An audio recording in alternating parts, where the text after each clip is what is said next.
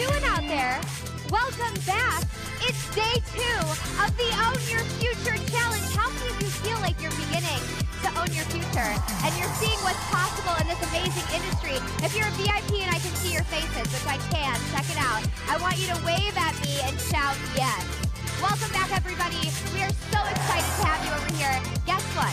Lean all the way in. I have to tell you something. There are over 900,000 of you in this challenge from all over the world, different time zones, different parts of the day, different languages. So good morning, good evening, good afternoon, and welcome to day 2. And I feel like part of me wants to say it's going to be the best day yet, but that's because the days keep getting better. Can we just talk about yesterday for a second?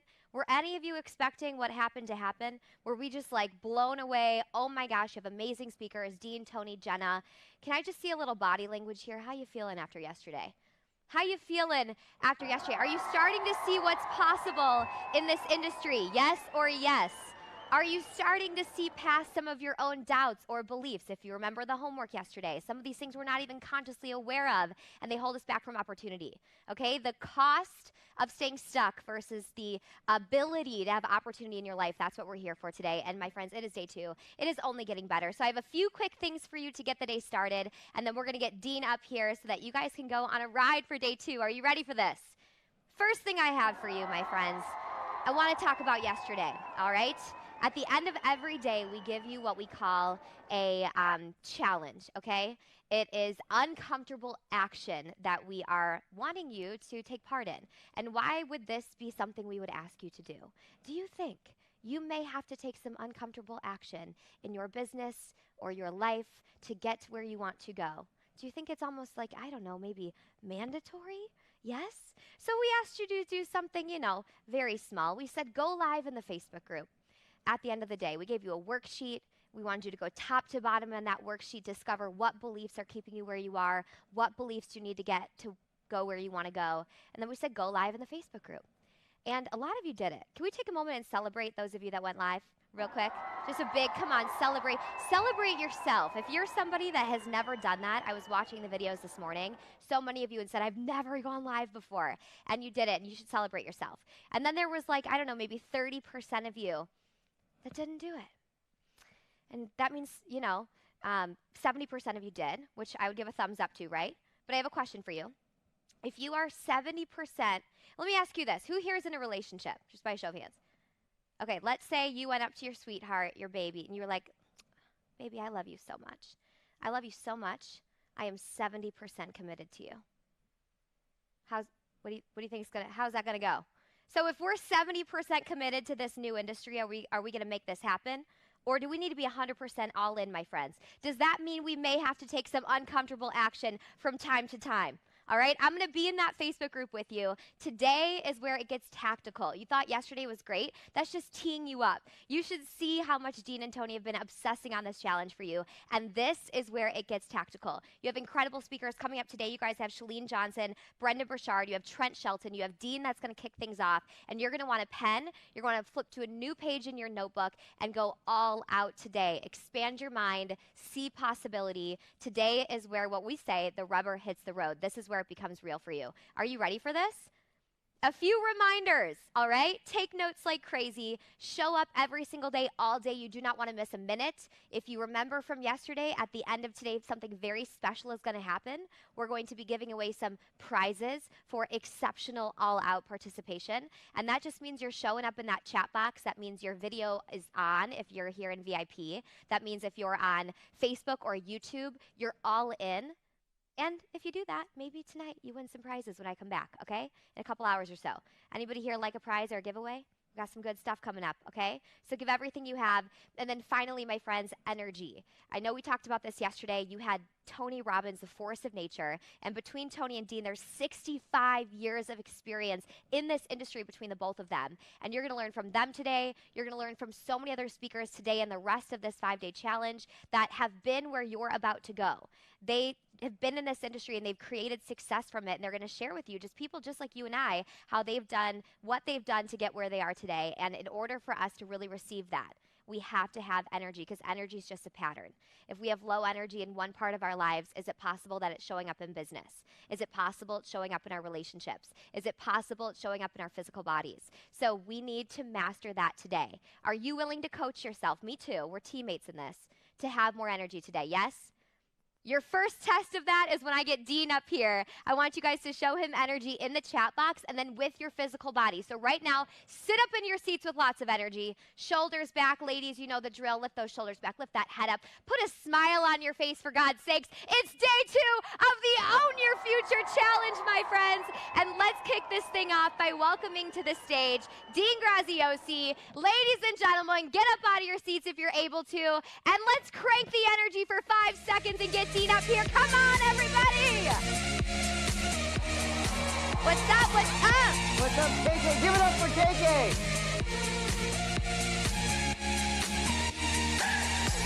Thank you. What's up, guys? Hey, Cynthia, what's going on? Hey, Cyrene, how are you? Jeanette, Tatiana, Ian, what's going on, man? Good to see you. Luis, Ivan, playing full out today. I see you. Brianna, it's my daughter's name. Good to see you, Brianna. John, Priscilla, Brandon, good luck. What's up, everybody? Hey, guys.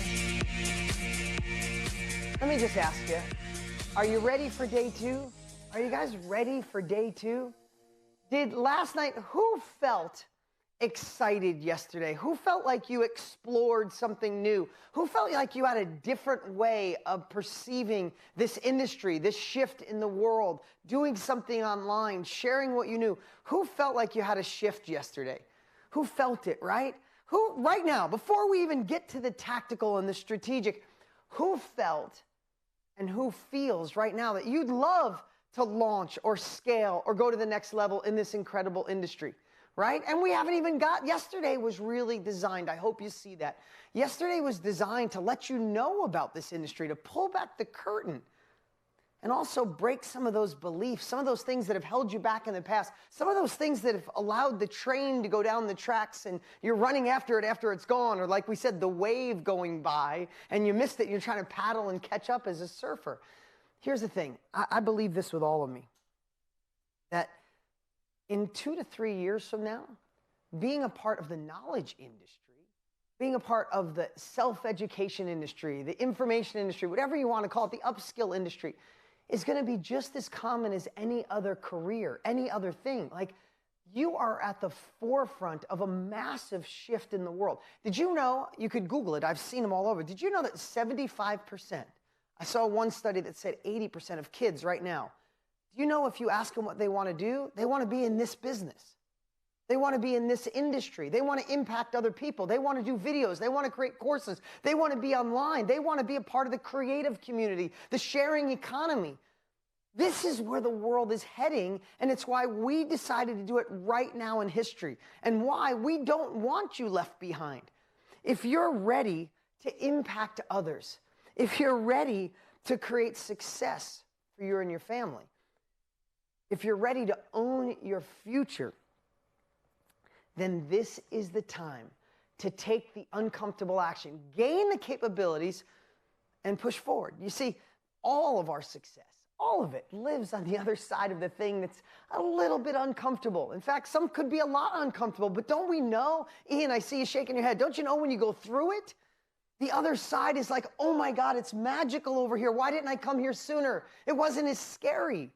Right? And today, I'm so excited that today we get the opportunity, or you get the opportunity to learn what I call the secret of the dot. Yeah, that sounds pretty fancy. You could tell my vast vocabulary. I go really deep on naming things, right? Don't laugh at me, Luis. I see you. You too, Kate. Come on. But today, you're going to learn the power of the dot. And that's going to show you something in a way I don't think you've ever looked at it. And I want to just share this. Yesterday, if you remember, I talked about if you had a week to prepare, to share with your 20-year-old self. And I said, pick a category. It could be health. It could be your career and income. It could be your relationships, right? If you had a week to prepare, do you remember what you wrote when I said, how much is that worth? right? Everybody, tens of thousands of comments, maybe hundreds of thousands of comments were priceless or millions or priceless or millions. It was just going nonstop. I want you to keep that in your heart all day today as we get a little more strategic, as we get a little more tactical, as we dive deeper, because listen, when we get closer to our breakthrough, do we go, oh, that's so easy, let's just do it? Or when we get closer to a breakthrough, whatever you believe it is, the enemy, the inner villain, self-doubt, doesn't it always push you back right before you go? Like, I almost started that business. I almost did that thing. I was about to invest in this thing. But then, because at that last minute, that's that time when you go, I'm going to go back to who I was. And if you wanted to go back to who you were, you wouldn't be here today. And it doesn't mean your life is a train wreck. It just means you're either moving away from something that's not so comfortable in your life, or not so fulfilling, or life's okay, but you know you're destined for more. So today, what I want to pre-frame in advance is, if there's anything we're sharing and you feel a little bit uncomfortable, congratulations. That I'm going to encourage you to lean into it. Ask questions, post, share. Don't fade back, lean in, because this is our time. This is the most magical time in history. So, Jeremy, if you could help me with the whiteboard, I want to pull that over. But I want to go through a process that I think is going to fundamentally shift the way you look at things. Because one of the biggest myths, and I say myth, and that could seem like I'm not taking into consideration what you feel.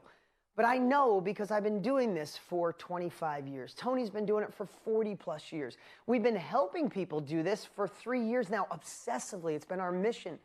And we've got to help people in 150 plus countries in 4,600 different categories. And it's been amazing. But I know when you first start, or even if you're in it, remember, guys, this is really important. I said this yesterday, and I had a raise of hands, and it was like a third, a third, a third.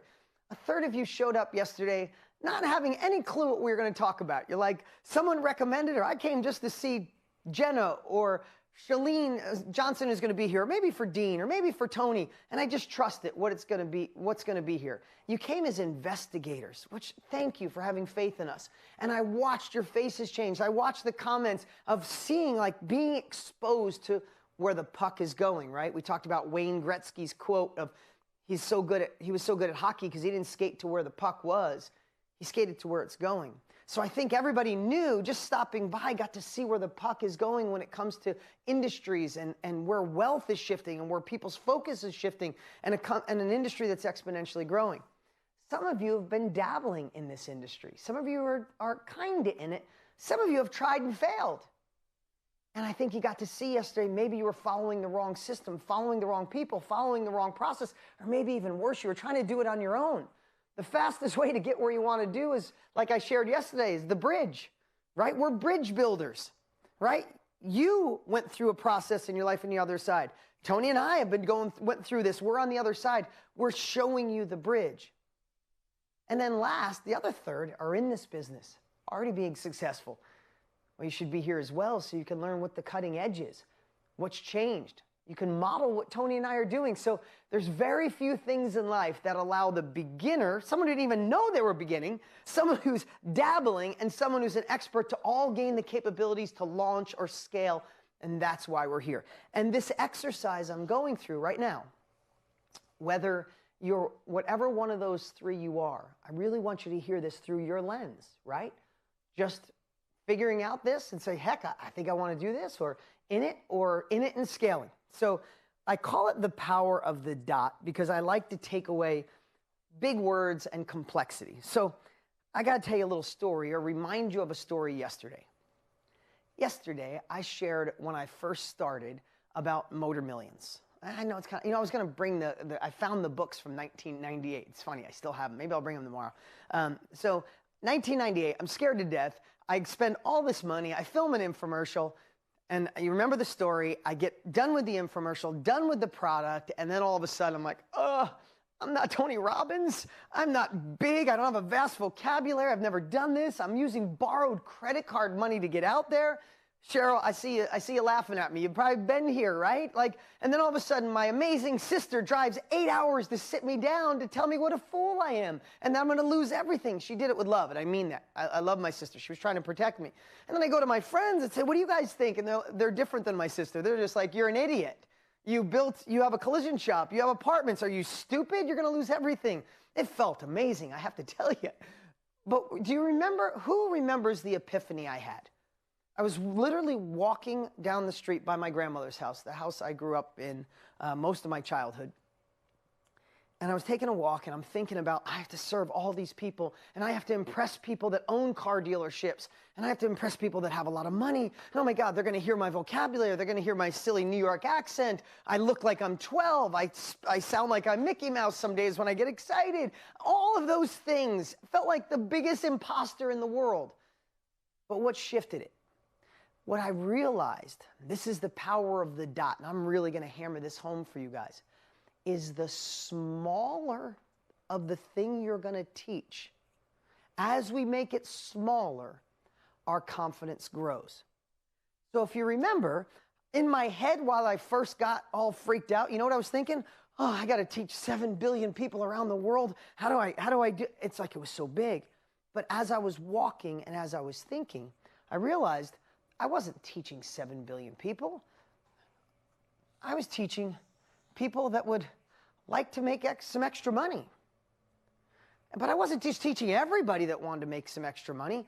Maybe I was teaching people who want to make extra money with cars. That got smaller. It's like, yeah, but I wasn't teaching people that wanted to make money or make money with cars. I wasn't teaching people who had new car dealerships or wanted to have multiple car dealerships. I wasn't teaching how to create standing operating procedures or key performance indicators, KPIs and SOPs. I wasn't teaching how to run an Excel spreadsheet. I wasn't teaching human resources. Surely that's not me. I wasn't teaching how to do all the technical stuff behind the scene. I wasn't teaching how to do the accounting for cars. I was teaching people who wanted to maybe flip an extra car a month and make some extra money. It got even smaller. And then I should even get smaller. I said, I wasn't teaching people that were in the industry or wanted to make more than a couple grand a month. I was just teaching regular people who wanted to learn a process to flip an extra car a month. And I realized it got down to the dot. And when I got down to the dot, I realized, oh, I could teach that group. No problem. They won't make fun of me that I don't have a vast vocabulary. They don't care that I've never started a new car dealership.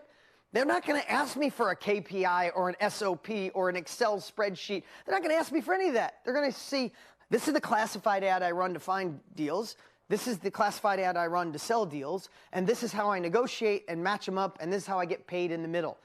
That dot of people absolutely loved what I did. So when I evolved into teaching real estate, my next course was called Think a Little Different. Now, I'm only going to use my examples. Then I want to give you some real examples here. When I went to real estate, I went through the same process again. I wasn't a 100 millionaire. I didn't have hundreds of millions and 500 apartments and all that. And I started creating my course, and I said, I want to teach people how to get into their first real estate deal. And when I started really narrowing it down, I said, I'm not just teaching real estate. That felt like 7 billion people. And I wasn't teaching people how to get lots of apartments and own 500 doors and own an apartment complex. And I wasn't teaching people how to build new homes. That's a really great industry for people who do it and have construction and a whole bunch of employees and all that kind of thing. I wasn't teaching people, I wasn't going to teach people who already had a bunch of real estate and wanted to do more.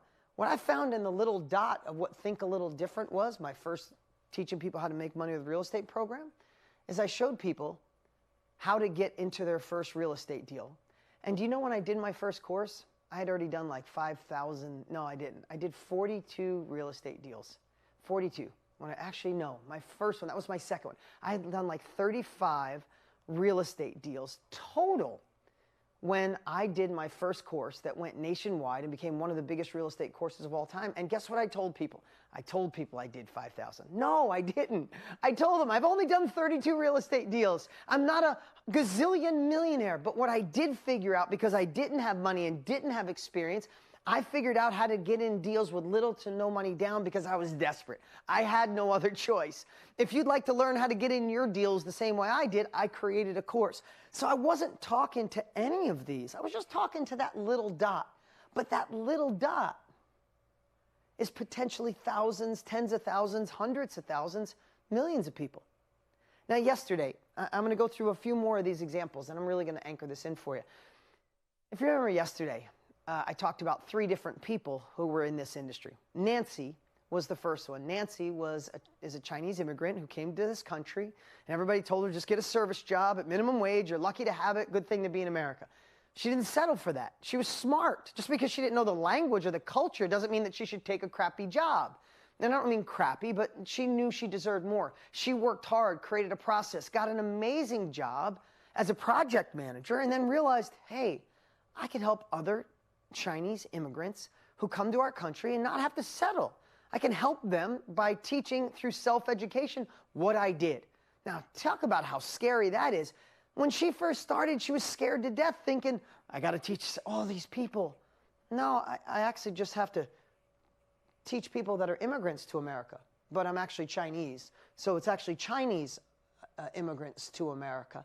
And I want to teach those that are hustlers and want to do better, and I want to teach those that are Chinese immigrants in America that are hustlers that want to get a better job as a project manager. And guess what it was? It was this little tiny dot. How much more niche could you be than that? She is absolutely doing amazing, and she's thriving because, as you're going to learn tomorrow and the next day on how to elegantly share what's in your head with confidence, when she's talking to that dot of people, is there anybody more qualified on the planet to talk to those people than her? She went through the process. She migrated here. She doesn't speak the language. She got offered a crappy job. She went through the process. If you were a Chinese immigrant and wanted a better job, would you go to anyone in the world other than Nancy? Right? Put in the chat, who would go to Nancy? Right? It's quite a big dot. You're right. Okay, I want to give you another example here. Cyrene, she's here today. We had a great conversation with her. She's in one of our programs, and we were in a chat, we were in a training just like this, in this room, in Zoom. And when she shared what she did, I could feel the apprehension at first, like almost making an excuse. And when we narrowed down her dot, and again, I know she's here, I watched her smile, I watched her confidence, and I know she's going to impact so many women's lives, right? When she went through this, Cyrene, when she first started, she decided she wanted to help women get through menopause in a better way. Us men, we have no idea what that means, so let's not even pretend, right? But what she said was night sweats, gained weight, and then the worst part is the emotion she had. She said she didn't feel like she used to. She didn't think her husband looked at her in the same way. Like inside was going through turmoil. But what did she do? She obsessed on it. She read the right books, interviewed the right people, did everything in her power, basically a reporter of other people's knowledge. She found and put that all together, tested, tweaked. She got rid of the night sweats. She found a way to get the weight to where she was her ideal weight, where she felt amazing in her own skin. She got her thoughts back on track and felt better than she's ever. When you talked to her, you watched her light up like $1 million, right? Now, here's the thing. Here's the thing I want to share with you guys. Is if Cyrene would think of serving 7 billion people, she would never do this. And if you think going through a mess, like I'm sure menopause can be a mess. We talked about yesterday going through the valley. She went through the valley, came out on the other side with a better path. Right? So if she thought of sharing with 7 billion people, that's intimidating. And it's like, who wants to talk about going through menopause with 7 billion people? She's not talking to everybody. She's just talking to women. And she's not talking to women that are probably under 40 or over 50. I think it's 40 to 50 something. She's not talking to most women. She's just talking to a little demographic of women. And she's not just talking to a little demographic of women. She's talking to a little demographic of women going through menopause that want to do it in a natural way. That excludes most of the world. But how many are left? Millions. She has millions of clients in this dot that need her, that she's actually doing, and this is the part I really want you to take away, and I want you to put this in the chat right now. You're going to learn a lot of this in the next couple of days. But if you don't share what you discovered, you're actually doing a disservice to women. I mean, if Cyrene didn't share this, she's actually doing a disservice to women who are struggling, who are suffering in silence, going through menopause, and their thoughts are crazy. They think their husband's going to leave them, or they don't feel sexy anymore. Or I can't even pretend to know. I don't. I didn't want to use a share like I know. I have no freaking clue. But Cyrene does, and you do if you're going through it. And if you're not sharing something you've experienced and someone else is suffering in silence, you have to realize you are ethically obligated. And when you feel that way, it shifts everything about this industry. We get to be the fast track, the problem solver, the solution, the quicker way to the end result from people because we went through it. I want to share a little bit here. We'll come back. I might as well just stay right here. Pull up the screen here. Look at, and these are all people, if you pull up the screen here, Mike, these are all people that are on a platform that Tony and I created. All of them making sales, all of them everyday people doing cool stuff. How to avoid the 5 top tax traps when starting a new business.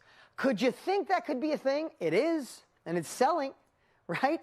Look at this one. Excuse me. Brain Zoo. Explore, enhance, and empower your thinking, learning, and creativity. NLP. It's not something I bought, but people are buying it because they want to learn those pieces. Regular, everyday people taking. Look at this one. Treat your dog's hips. Complete hands-off guide. Hands-on guide. Think about that. Treat your dog's hips. Would you think in a million years, but who wants to go to a vet? Who wants to learn it on their own when they have the opportunity to go online and go, I have a dog with some issues on the hips. Anybody else go through that would share? Now, it's not 7 billion people, right? It's not people in general. It's not just people with dogs. It's not just people with any dog. It's people with dogs, probably German Shepherds. I remember having one, always had hips issues, that want to do it at home naturally. It's a tiny little dot. Who would do that? They're selling courses online. That dot, I bet you there's millions of dogs with hip issues right now, and this amazing person is helping solve that, right? Look at this one. Travel sketching in Puerto Vallarta. Travel and sketch. I mean, think about that. You're like, who would buy that? It's selling on our platform right now. How crazy and cool this world, because we're evolving into such a cool place. And, excuse me, and when you get to a page like this, do you say, oh, wait, I don't see his doctorate degree. I don't see his initials where he went to school. No. What you're looking is at somebody that's been through the experience and is now sharing it. I thought this one was cool. Orchids and crystals. Doesn't even have a subject line. It's just orchids and crystals, and it's selling. So I want you can pull that down. Excuse me one sec. I need some water. So I want you to think through that lens of what in your head right now. I would love in the chat right now. I get to see all the different chats here. Put in here what you think your dot is right now. We're not there yet. We're still narrowing this down. But what do you think your dot is? And don't call it anything but a dot. You could call it your superpower, your niche, but really it's just your dot. And again, the smaller you get, the more empowered you will feel to share it. The gentleman or the lady who is teaching people how to help cure your animal's hips, could you imagine if they said, okay, we're going to put a whole bunch of veterinarians in front of you so you can teach you? Be like, no, I don't want veterinarians. Or what about, hey, how about cleaning dogs' teeth at home? That's not what her dot is or his dot is. It's one thing, and you put yourself in front of people with a dog with a hip issue, you're the expert. Now, here's the cool part. As we evolve, I want to come over here in a moment. I want to give you 4 categories, okay? You're understanding the dot. We're going to go deeper on the dot. But I want to give you 4 categories on how, through what lens, you're going to teach, okay? So the first one, number 1, is mess to message. Now, I've been doing this for a really long time, and now we've been helping people for a long time, and it boils down to these 4 categories. Now, what is a mess to a message, right? Think about that. Actually, pull up the screen, Mike. If you could pull up the slide, I want to show you. This is on our platform. This is selling right now. So, like, this is happening. This is the 7 principles to make sure your children are thriving during divorce. Listen, this is something I paid for. I paid for help. I bought a course. I bought a coach. I went through a workshop when I went through a divorce with my children. Listen, I'm not an advocate of divorce, but it was something that happened in my life half a decade ago. And since I was a child of 9 divorces, my parents were married 9 times between them, I was petrified for my children in a way I can't even explain. I guess I could explain if you've been through it. The thought of seeing my kids half the time, the thought of not being an influence, the thought of what if I don't get along with my ex and they have to experience some of the craziness we did. It was the first time in my life I had a true panic attack over my children, and it was really tough. My previous wife and I, we knew it was time to separate. We had been kind of living in the house apart. I'm sorry, I'm getting way personal. For a long time. We're great friends, great co-parents, but we knew it was time to go. But when I thought about leaving my kids, it was so brutal. And what I did, because this is my space, I found people that had gone through it that were willing to share with me how I could make a child-centered divorce, how my kids wouldn't be fragmented, how they wouldn't have to be someone for mom and someone for dad like I always felt they had to be. And you know what took my anxiety away? People like this, people like the X Factor who would be willing to say, I went through it, I get it, but here's the 7 things I've done, right? This was a mess for them at one point. This was a mess. Now it's their message. Look at, and I don't want to go to extremes here, but this amazing woman making sales on our platform, 6 months of coaching for young widows and widowers. I can't even imagine what that's like. My heart goes out to I don't know if her name's on here, Jen, right? But I'm sure she went through the experience. A mess I can't fathom, but she knows that other people are going through that mess. And now she's taken her mess, taking it into a message and empowering people to get through this in a different way, right? And it goes on and on. Here's one, master your anxiety and stress, right? I mean, how cool is that? Another one is Born for This, Evergreen Immersion, Marketplace Edition. Giving people the ability to, you can pull that down, pull that slide down. Giving people the ability, you know, I drew this, I'm going to put this over here. Remember, I drew this yesterday, day 1, of people go through life and a mess happens and they go through the hardship of trying to figure it out. But during that journey, you are taking the mess and gaining skills and capabilities to understand how to get through it. It lives in most all of you right now. The bridge, right, Christine? It's the bridge. We're bridge builders. So what are all those examples I just shared with you? They are people that went through the valley, and now they're sharing the bridge. So let me ask you, what mess, and put it in the chat, write it down on your journal. Seriously, put this out in the world. What mess have you gone through that could be your message? How could you save someone? Let's refer back to your 20-year-old self. What mess have you gone through that if you had a week to prepare, you would explain it to your 20-year-old self and say, hey, this is what happens. We went through this, but I'm on the other side. Don't do this. Don't listen. Trust your gut. Go after your intuition. Fuel your intuition. Don't believe. I don't know what you would share. Relationship, divorce, building a family on your own, disabled. I mean, look at this coming in. Guys, I also don't want you to think I'm trying to oversimplify this. This is a real industry. This is a real business. This is an industry heading towards $1 billion a day.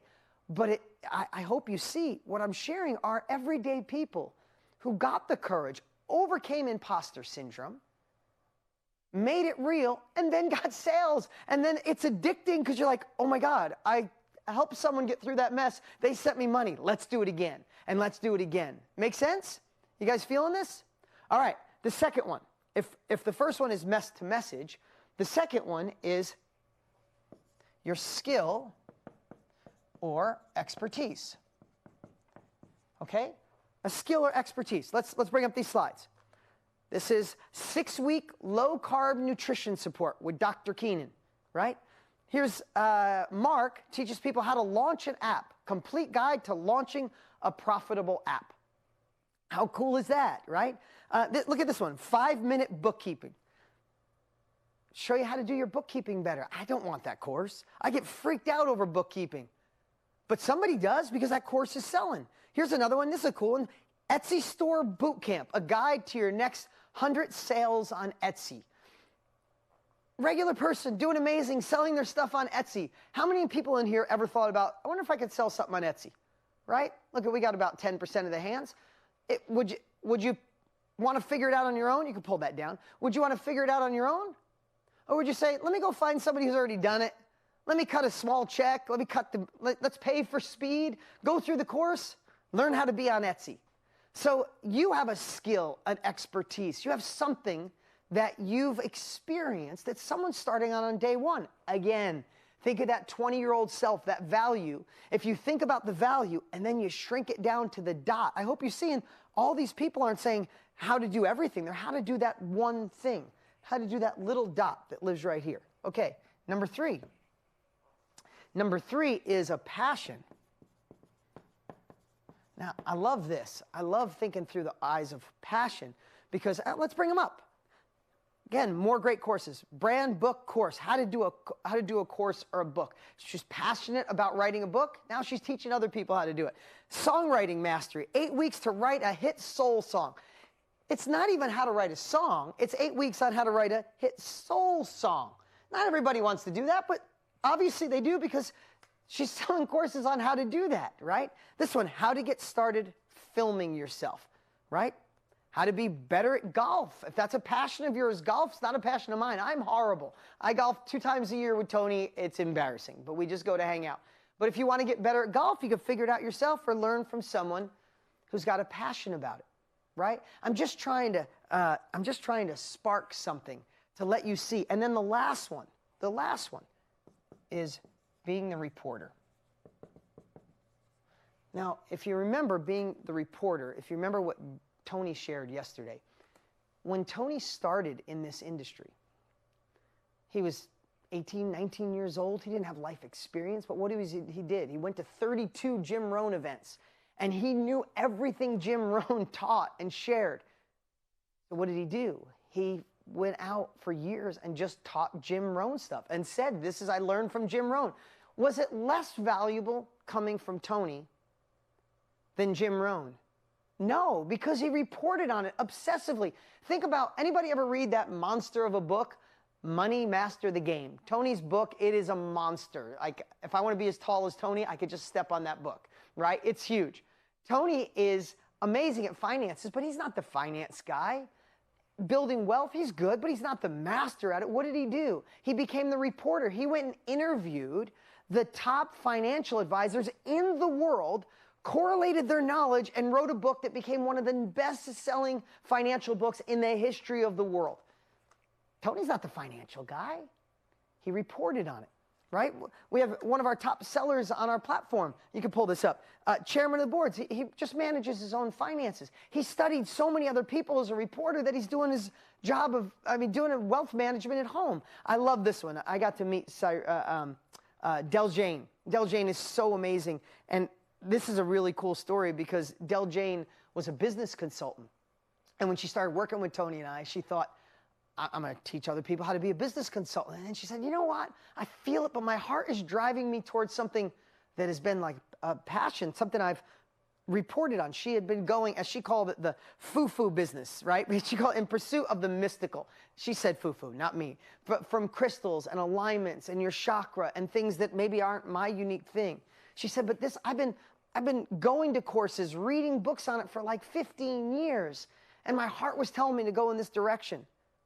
So she did. She became the reporter of everything she learned in all those events. And her first workshop, she was so embarrassed. She tells the story of she sent a direct message out to friends and everybody she ever went to courses. And she was so embarrassed that she slammed her laptop down and ran out the door because she said, oh my God, that was the dumbest thing in the world. No one's going to buy this for me. Why would I even think that? And she said she wouldn't open her laptop up for like 6 hours. She goes, I open it, they're all going to be like, Del Jane, you're a fool.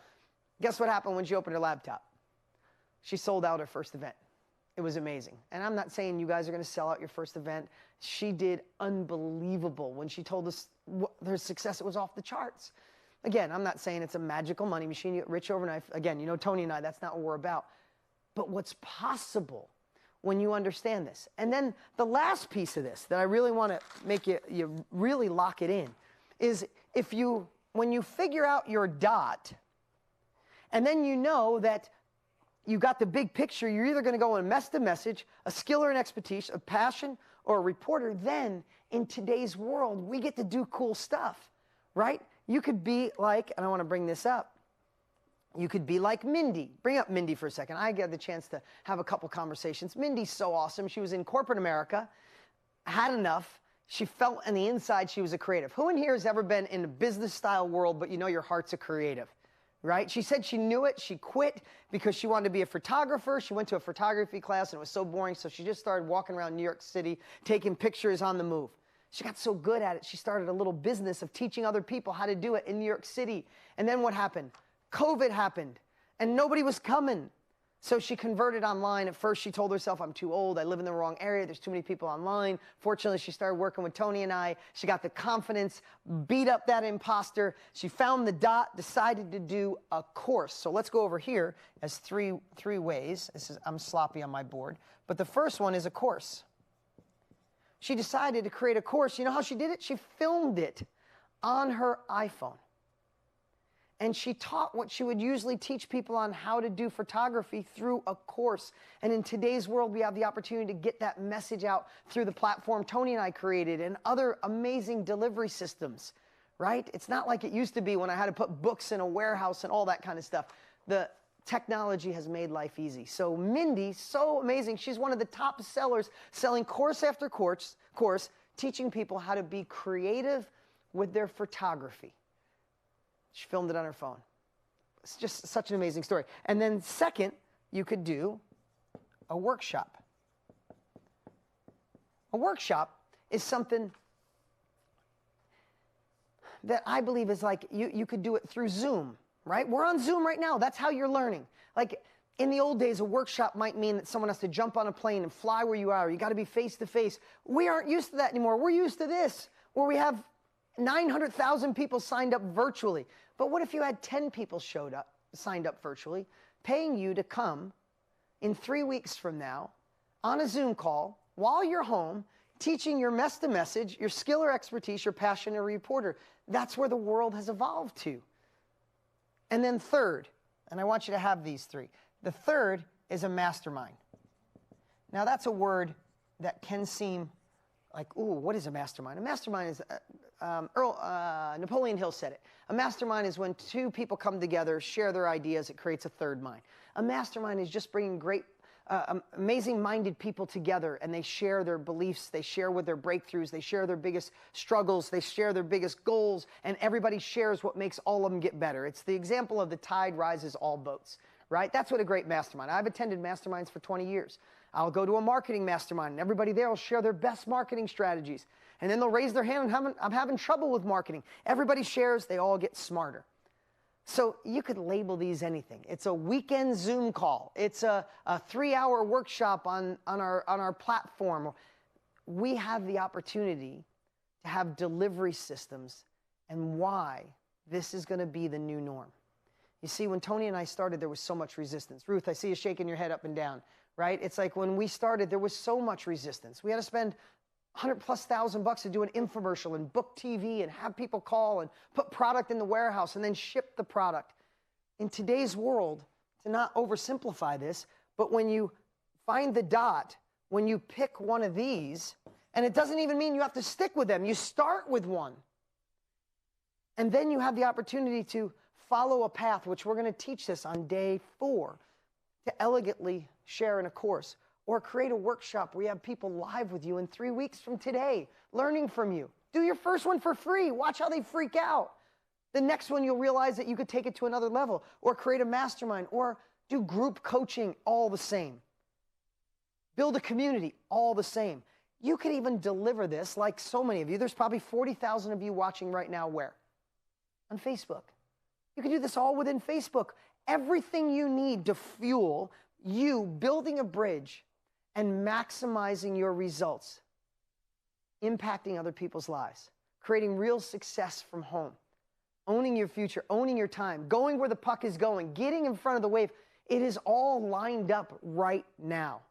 Again, I'm not trying to overstress this, but I would hate for you to look back in 5 years and go, damn it, how come I didn't jump then? And that's why we're doing these 5 days. That's why we have amazing people coming here. That's why we're coming up in a few minutes here. We got an amazing guest that's going to light it up for you. We have 3 powerful guests today that are all just hell-bent on pulling back the curtain, showing you why you can't miss this, right? And then the last thing, the last piece I want to share is when you know what the dot is, and we're, again, day 4 is going to be something really powerful. Like, do not miss any day. They all stack on each other, right? And if you get one piece of info and you go, oh, maybe not for me, then you're missing out on how we might solve that for you on day 3 or day 4 or day 5. Make sense? Tell me if you're all in. Right now, everybody commit in the 2 chats, 3 chats. I'm all in. If I'm putting this energy out, if we're putting the time, if 14 speakers are flying in to serve you, it's all in. And who's ready to take action in this industry?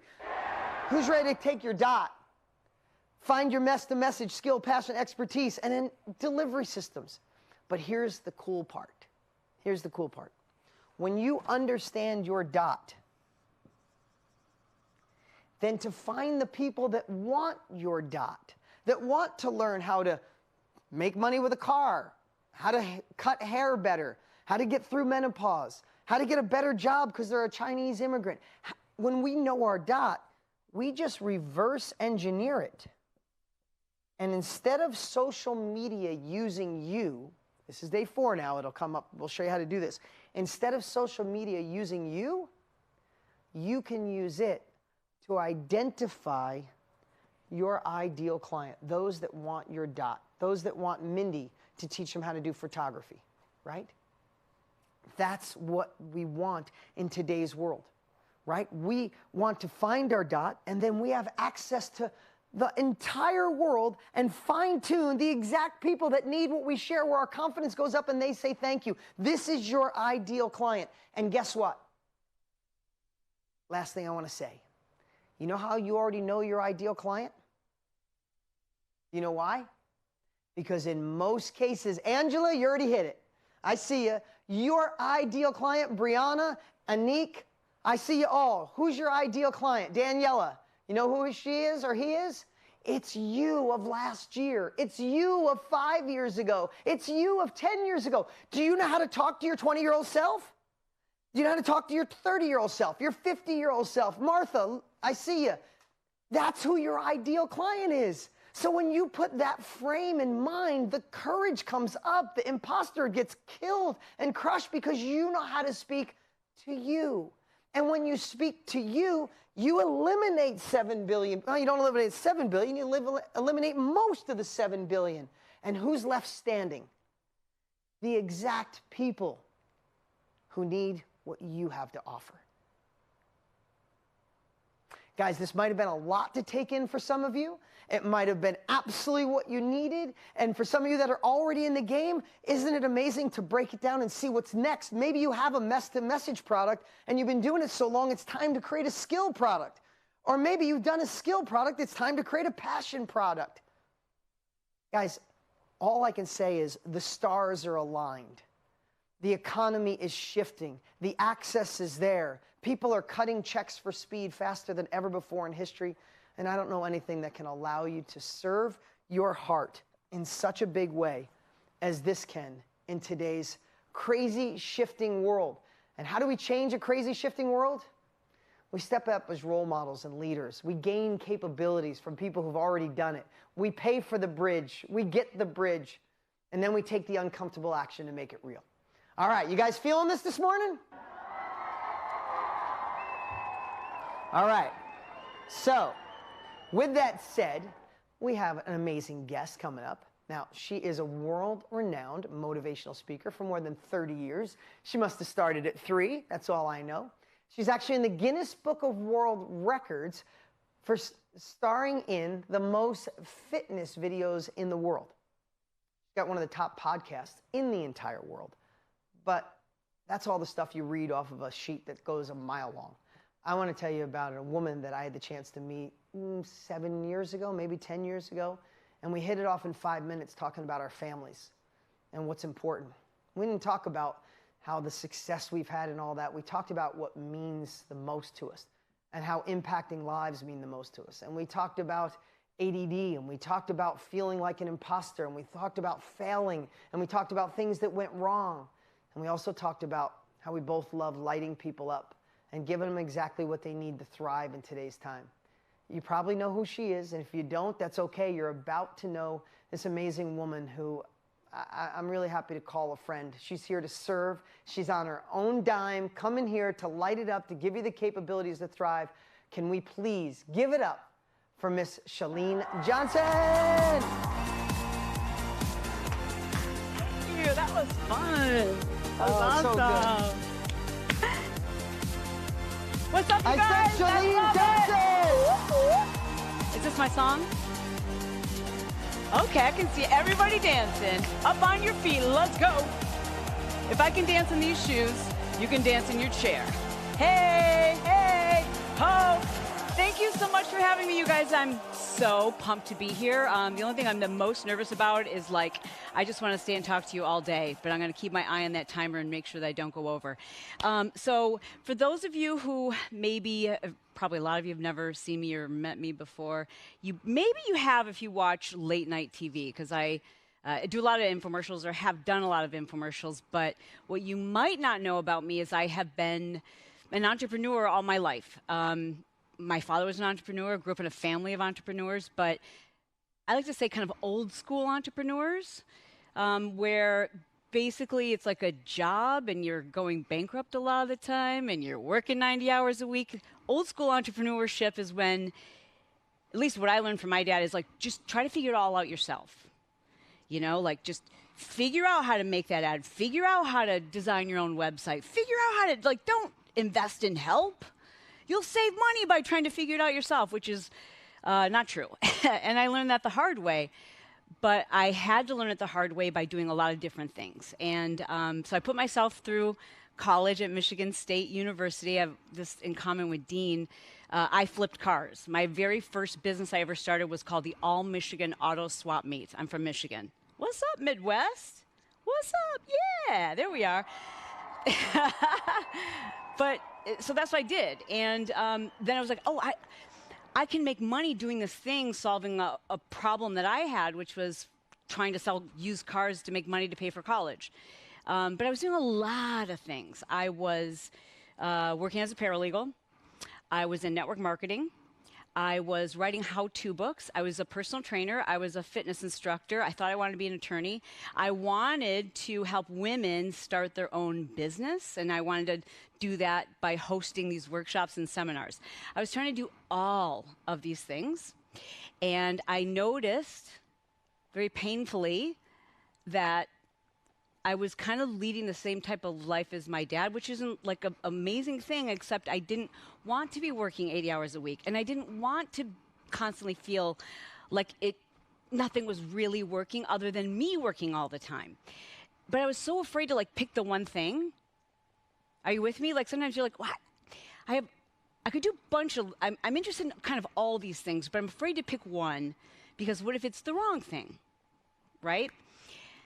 But I invested in a mentor who basically said, you have to pick one thing or you're going to be in this situation forever and ever. The thing I wanted to pick, a lot of people don't know this, the thing that I wanted to pick, I wanted to teach. I mean, I'm a teacher at heart. I wanted to teach women how to start a business. And I tried doing that. I tried holding seminars and no one showed up except my friends.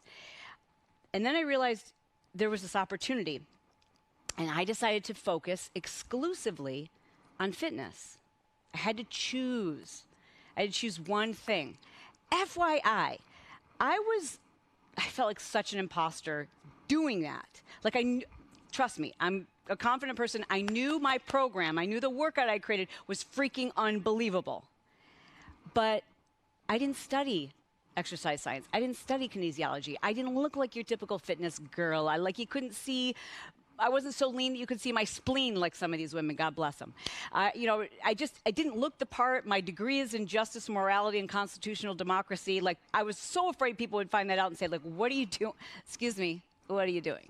right? Like, I just was so, I wanted somebody else to do it. So I actually hired other people to be in the videos. I created this workout and I hired other people to be in the videos because I'm like, I don't look the part. And I don't want people to judge me. I don't want people to say, like, what, you have no business. And then one of the times when we were filming a video, my lead didn't show up. They got sick. I just had a baby. Ladies, how do you feel about your body right after you had a baby?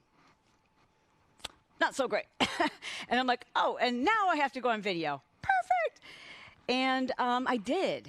And I was just like myself. And that was the video that like really took off for me. And it made me realize like there are people who are looking for someone who looks different and who talks a little differently and has a kind of a different approach to all of this and maybe doesn't know about where the origin or insertion of the hamstring is, but they know how to have a good time. And that was my sole focus. Now, here's what I did. I focused exclusively on fitness, but I had a million other interests. And sometimes people don't want to hear this, but can I tell you, fitness wasn't the thing I was the most passionate about. It just wasn't. I mean, I liked it. I loved it. But it wasn't like the thing I felt like I was put on this planet to do. I feel like I was put on this planet to help people start a business. So this is going to help you. This is going to help you figure out what your thing is, what I'm about to say. Anytime I got together with other people and they wanted to talk about fitness, I'd be like, la, la, la, la, la. I didn't want to talk about it. I'm like, it's boring to me. I'm sorry. But when we start talking about business, I'm like, okay, let me give you a few notes here. And I would just I couldn't help but be a know-it-all. There is something that when people start talking about it, you can't help but being a know-it-all. I'm going to look at your chat. Am I right? Like there's something where you're like, let me just tell you how this is. Let me tell you how to do this. Let me tell you how to avoid this, okay? And I started paying attention to the fact that I didn't feel that way about fitness. I felt that way about business. And I decided to then change my dot again. So the first thing I want to do is let you everyone just take a nice deep breath in and exhale out and know this. You can change your dot like 500 times if you want, and each time, if you really go all in on that dot, you're going to make money, and you're going to have fun doing it. You don't have to do one thing for the rest of your life. This isn't going on your tombstone. You can change it, and you will. But you first have to choose one and go all the way in. When I chose fitness, that's all I posted about in social media. That's all I talked about. That's all that I focused on. I wanted to be known for that. But once that light bulb went off in my head that said, I want to teach people how it is. I've had multiple #1 fitness infomercials. I want to teach people that the reason why I've sold tens of millions of exercise DVDs is not because I'm like the most knowledgeable fitness person you've ever met. It is because I know business and marketing. And that's what I want to talk about, and that's what I want to teach. So guess what I did? Focused solely on that. Just that. I stopped posting about fitness. Is fitness still part of my life? Totally. Of course it is. But when you really want to be known for something and help people for something, you have to go all in on that thing and not be afraid that it's the wrong thing. Okay, so the first thing I want you to know that hopefully is a relief is that you can change it 1,000,000 times, and you will. And if you have the right framework and the right mentors, you'll know how each time to change it, you can keep leveling up your income. That's #1. #2 is you have to go all in. You can't have a little bit of this and a little bit of that and a little bit of this. And, you know, I'm a chiropractor, and I also dabble in essential oils, and I like to talk about plant-based eating and like all of these things because, as Donald Miller says, when you confuse, you lose, right? And it's really confusing, though, because when you look at people, a lot of the speakers, you're going to see this. If you look at like our social media and what we do, you probably see we talk about a lot of different things. And so you go, wow, well, success leaves clues. That's what I should be doing too. Not until you become known. You have to become known for that one thing. So can I have you take out a piece of paper, and we're going to go through a little exercise. Make this fun for you, okay? So I want you to just, you know, we talk about the mess and your message. And sometimes you'll hear people say, like, you know, think about the most painful thing that you've gone through and how you can help other people with that. But sometimes, y'all, you don't want to go back there. You're not ready. You haven't done therapy. You can't teach from an open wound. You need for it to be healed over. And so I just want to say, like, don't worry so much about the pain. I want you to just think about maybe 5 to 8 things that you've figured out, okay, that you've figured out or you've overcome. And you could definitely tell other people, you could give them some tips, and you could help them avoid some of the pitfalls, or you could save them money, or you could save them time, etc. Right? So just 5 to 8 things. Like, so randomly, if I was doing this myself, I would say, like, how to raise children to be able to buy their own cars. I figured that out. How to stay married for over 26 years. I figured that out. How to be a successful entrepreneur with ADHD. I figured that out. So keep listing all the things. Like, they don't have to be earth-shattering. They don't have to be like so huge or like no one else has done this. But just I want you in particular. I want you to think about the things you like. And I also kind of love being a know-it-all on these things. I like talking about it. I figured it out, and I like talking about it. Because if you pick a mess that you're still ashamed of and you still have too much pain around it, you're not going to want to teach on it. So pick something you're super dope excited about. Okay, then. Circle the 2 or 3 that you, like, literally, people can't shut you up. If you hear that they're struggling with this, you're like, okay, come here. And you want to, like, tell them what to do with their lives, right? So pick the 2 or 3 things that you're like, oh, I love talking about this. I love telling people how to get this right. Okay, that was step 2. Step 3 is now, and here's the part that I think a lot of people miss. What problem did you solve? What was the problem? So, like, when I was watching your chat, I saw, and this is interesting, I saw Mark say that he wants to share the gospel with the world. Love that. Mark, what problem did it solve for you? So think about your own reason why you figured that out. Like, what was the problem that you started with? Okay? What was the problem? So when I think about myself, the problem that I had is that I was doing business and entrepreneurship the old-fashioned way, thinking that I needed to figure everything out myself. I needed to do everything. I was afraid to outsource. I was afraid to invest in help. I thought that was wasteful. I thought, like, you know, you're supposed to be resourceful. Watch a YouTube video, figure this stuff out, right? So I want you to think about what problem you were solving. That's the problem I had to solve. Is I want to teach other entrepreneurs there's a better way. There's a quicker way to do that, okay? And then lastly, who? Don't say everybody, because if you say everybody, you're already missing out. So when I think about who it was I wanted to help the easily distracted, perhaps they have ADHD and are undiagnosed, but I wanted to help the easily distracted entrepreneur who has like a million interests and they're like all over the place and crazy, and like I wanted to help them. That's who I wanted to help.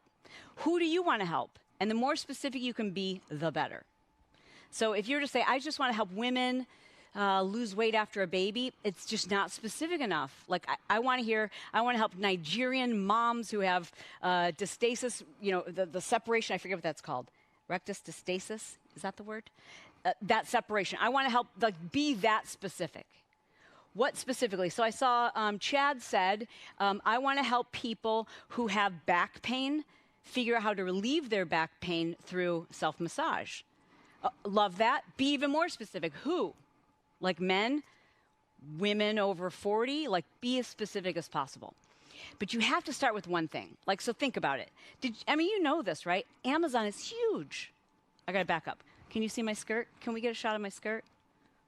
This is a shopping tip for the ladies. Can you see my skirt? Do I have to keep backing up? Okay. See the skirt, lady? I can't walk in. It's like I'm Peg Bundy. But I got the skirt for $14 on Amazon. What? Yeah, I'll hook you up with the link later. Anyways, but my point is, when Amazon first came out, they only did one thing. Books. That was it. Books. Books. That was it.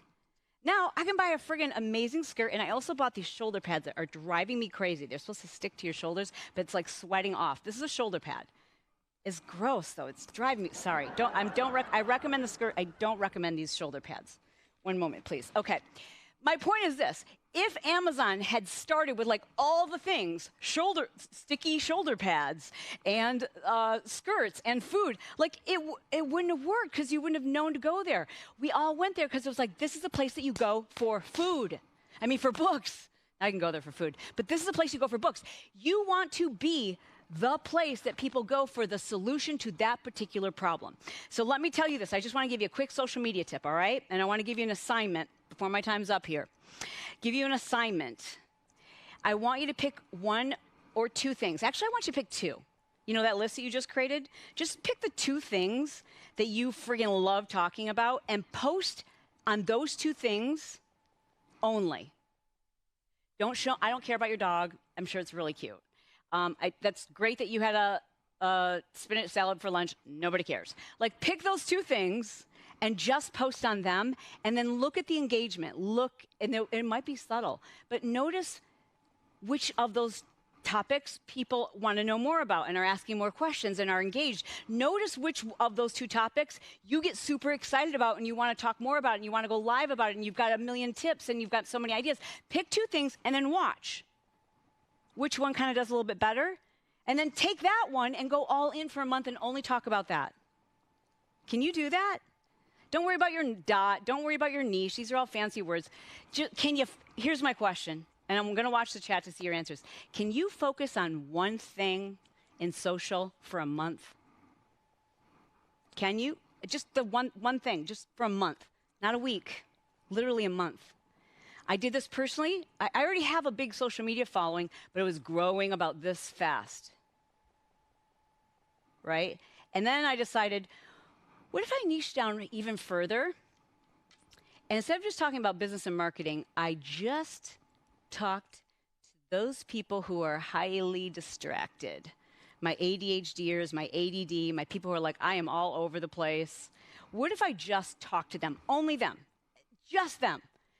And it was kind of scary because I'm like, I mean, not everyone has ADHD. Like, my husband is like laser focused, but I'm going to create content that like he wouldn't be able to relate to, right? So I did that for 30 days. And in 30 days time, all of my social media platforms grew huge.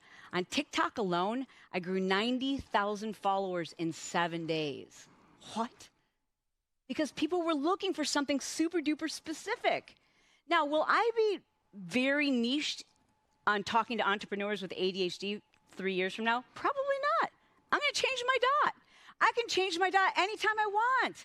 Anytime I'm like really excited about something else that I have figured out, I get to change my focus. If you've got the framework, you can change your focus as your interests and your passions change. And that's how you live a life with purpose. You don't find one purpose, you live a life with purpose.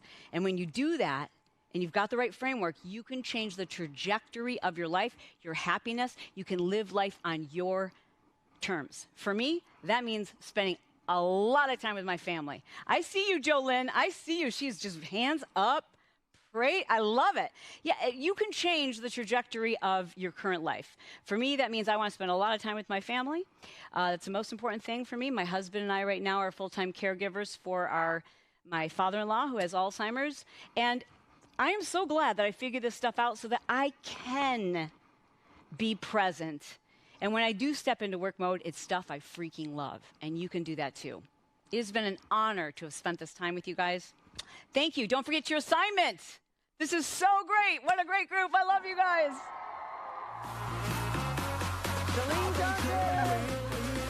I thought it was a voice that sounds cool. Like, Don't steal my shoulder pads. no, I wouldn't have known there were shoulder pads. Can we give it up for Shalene? Thank you. Bye, guys. Come on, she flew in for you. She's going to be able to watch you in the chat. Let her know what you feel in the chat.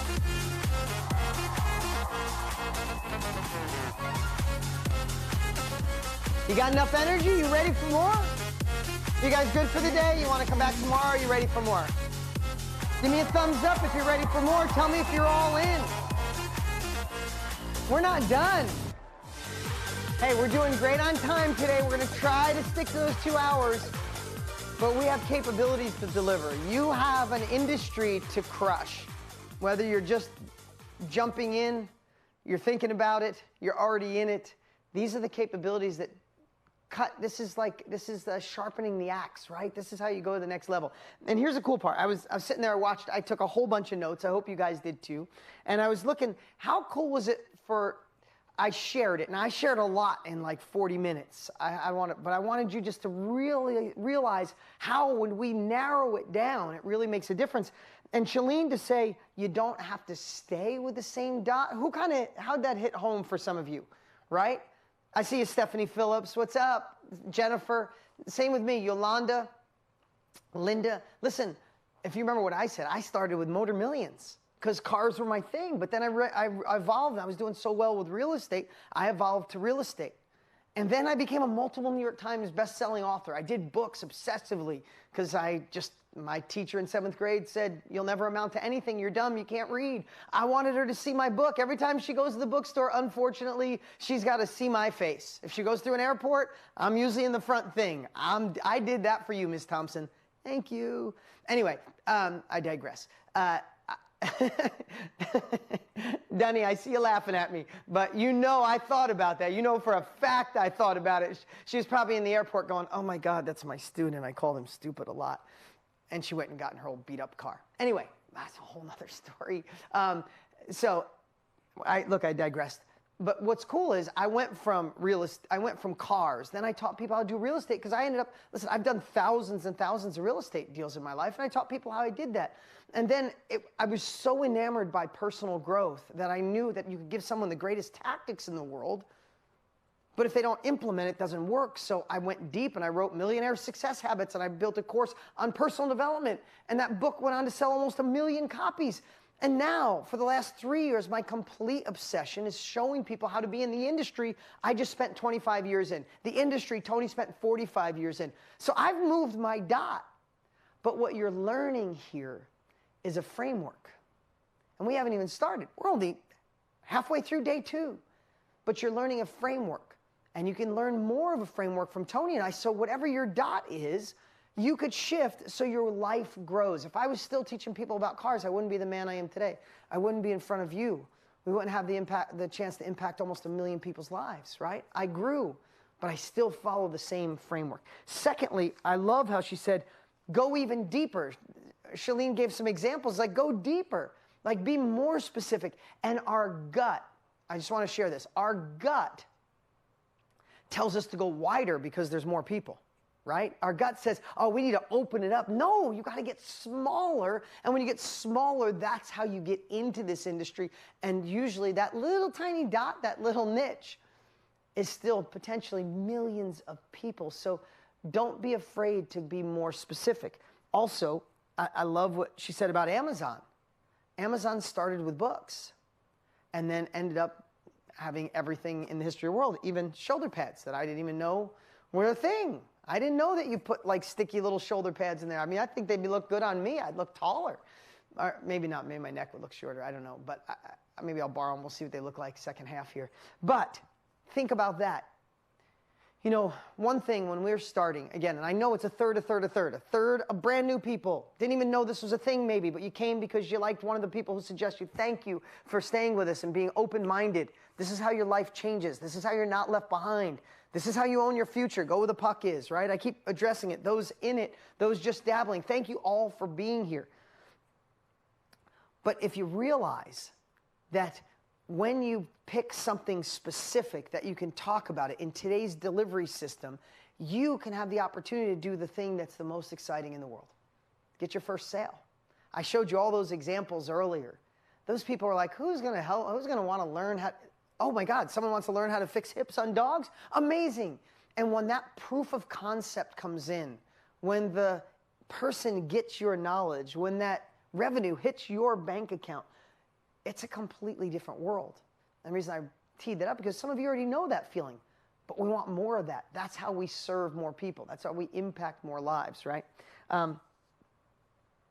Yeah, I love that. It's not 200 things. The last thing I'll say as an entrepreneur, on any one of those 3 levels, this is my ADD kicked in, I went squirrel on you. But I have a silly analogy that I want you guys all to remember. When you're a starting entrepreneur, or you start getting a taste of success, or you're even growing, I picture it like a tree. Now, I'm 52 years old right now as I stand here with you guys, and I've been in business since I was 17, doing firewood and flipping cars. So I've been in it a long time. Some of you more than me, but longer than probably most. And I used to think when I started to work and things started to get momentum, I got excited, look at it like a tree. That's why I'm doing this, why my hands might look weird. I'm doing this because I think of a tree. And when we get excited, we start thinking of all the opportunities. Oh my God, I could build this, then I could do that. And then I can get t-shirts, and I can get merchandise, and I can be on YouTube and iPad, and on iTunes, and I can have a podcast. Oh my God, I'm gonna crush TikTok. And you start thinking of all the things that I visualize it like we're thinking of all the leaves on the tree. And there's so many leaves, they're endless. And when we think about so many leaves, we don't know where to start. And then we get complexity. And then when, like Tony said yesterday, complexity is the enemy of execution. You're looking at so many leaves. Should I do TikTok, YouTube, this one, that? Should I teach this, that, that? And all of a sudden you're like, I don't know which one to do first. You know what, I'm gonna do what I used to do. I'll be back to this later. And all of a sudden a year goes by. So I want you to think about this. Instead of thinking of all the leaves on the tree, I see you, Enya and Amy. Instead of thinking of all the leaves, this is what I've learned about being an entrepreneur for 34 years. We have to build the base of the tree. You got to get the roots in. That's what Chalene just shared. One thing, one dot, one product, one focus on Instagram. Go more specific, more deep. Make the dot half the size of the original dot. When you put all your focus, you go deep, you don't go wide. And all of a sudden, you start attracting those right people, and you start getting sales, and you start getting momentum. Build the base of that tree, build the roots, and as it grows, then you pick one extra leaf at a time. And then 2 leaves, and then maybe merchandise, then maybe TikTok, then maybe YouTube. But let's get the foundation done, because you can't push over a tree when it's got roots. But you could surely get overwhelmed trying to make sure all the leaves are perfect. Does that make sense? No matter where you are in business, let me know if that makes sense. I have used that analogy in my businesses forever, because you can imagine, I get offered a lot of businesses, a lot of opportunities right now, and I'm still like, I want all the leaves. And when I do, I notice my base company starts suffering a little, and I go back to the base, boom, the tree is strong. And then I could slowly put more leaves on the tree, more businesses, more, arrows in my quiver. Okay, you guys ready? You have energy for our next presenter? Do we have energy for my next presenter?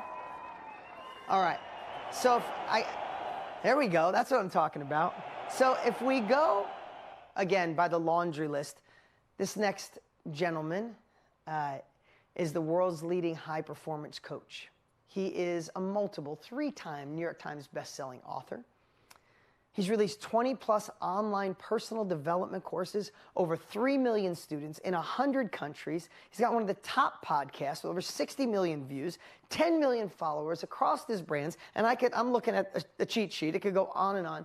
But I want to tell you about one of my dearest friends in the world. And that's who's coming on. Someone that I know behind the scenes. Someone that I know the work he does when no one's watching. Someone who has made an impact on my life. He's someone I reach out to when I need advice, and I'm glad that he can reach out to me. He's not just someone that you call a friend because I've seen him sometimes.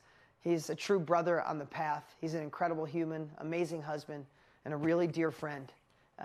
Someone that truly love, and he's here to serve, and there could be no better example, and no one teaches it as well as my dear friend, Mr. Brendon Burchard. Can we give it up for Brendon Burchard?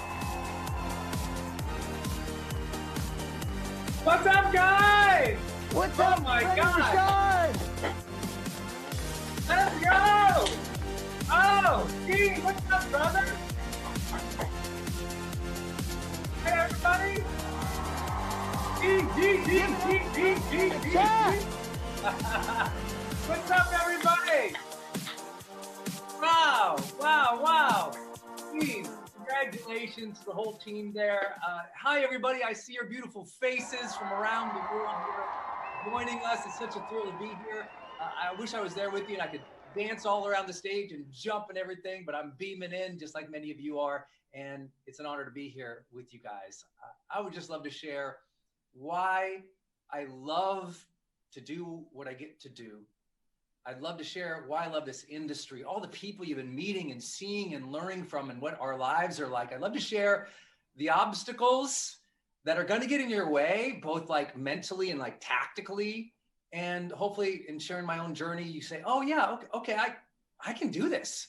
I can start, because if this dumb Montana kid can do it, maybe somebody else could too.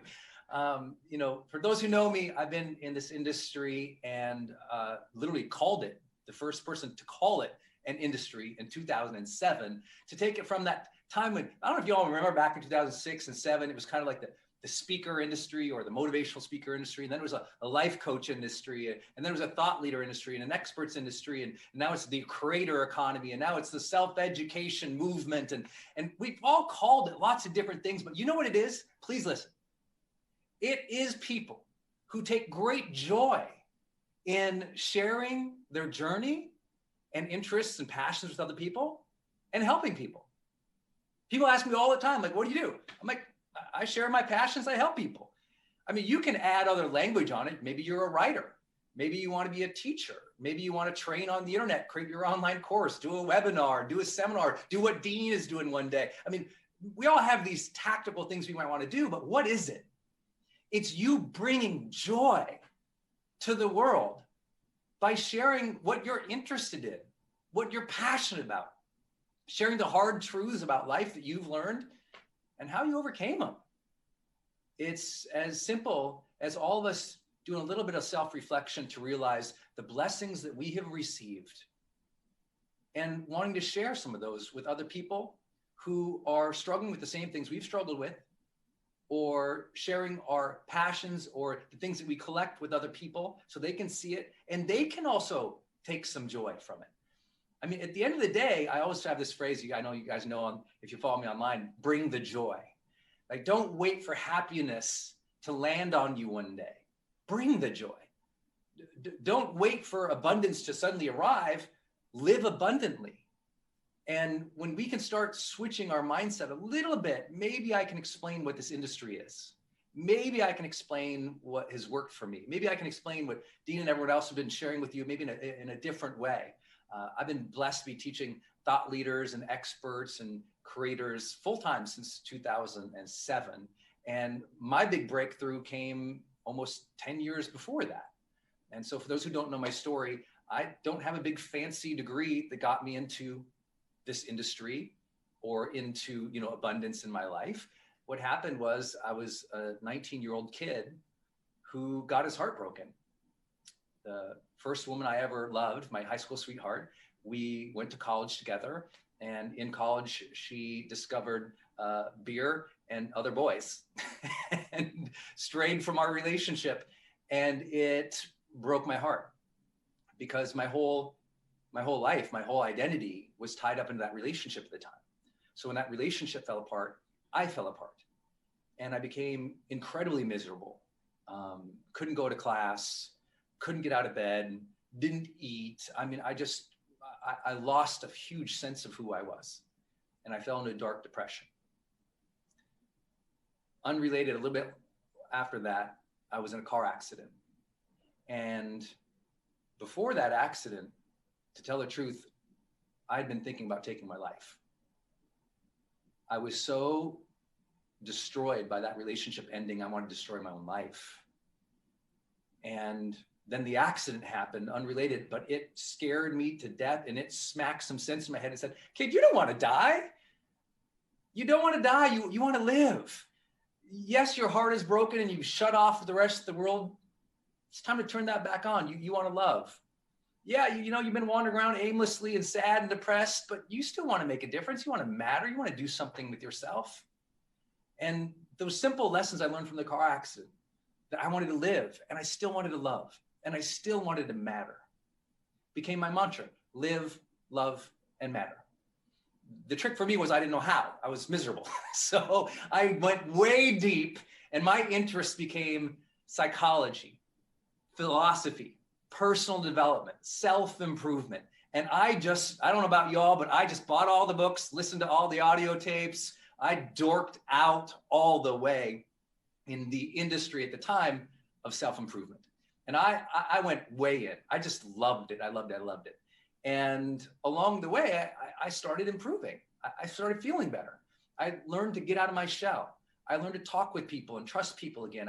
I learned about trying to lead and help people, and my life improved. And my friends would be like, hey, what are you doing? You seem happier. I'm like, oh, I'm reading these personal development books. I don't know, I like them.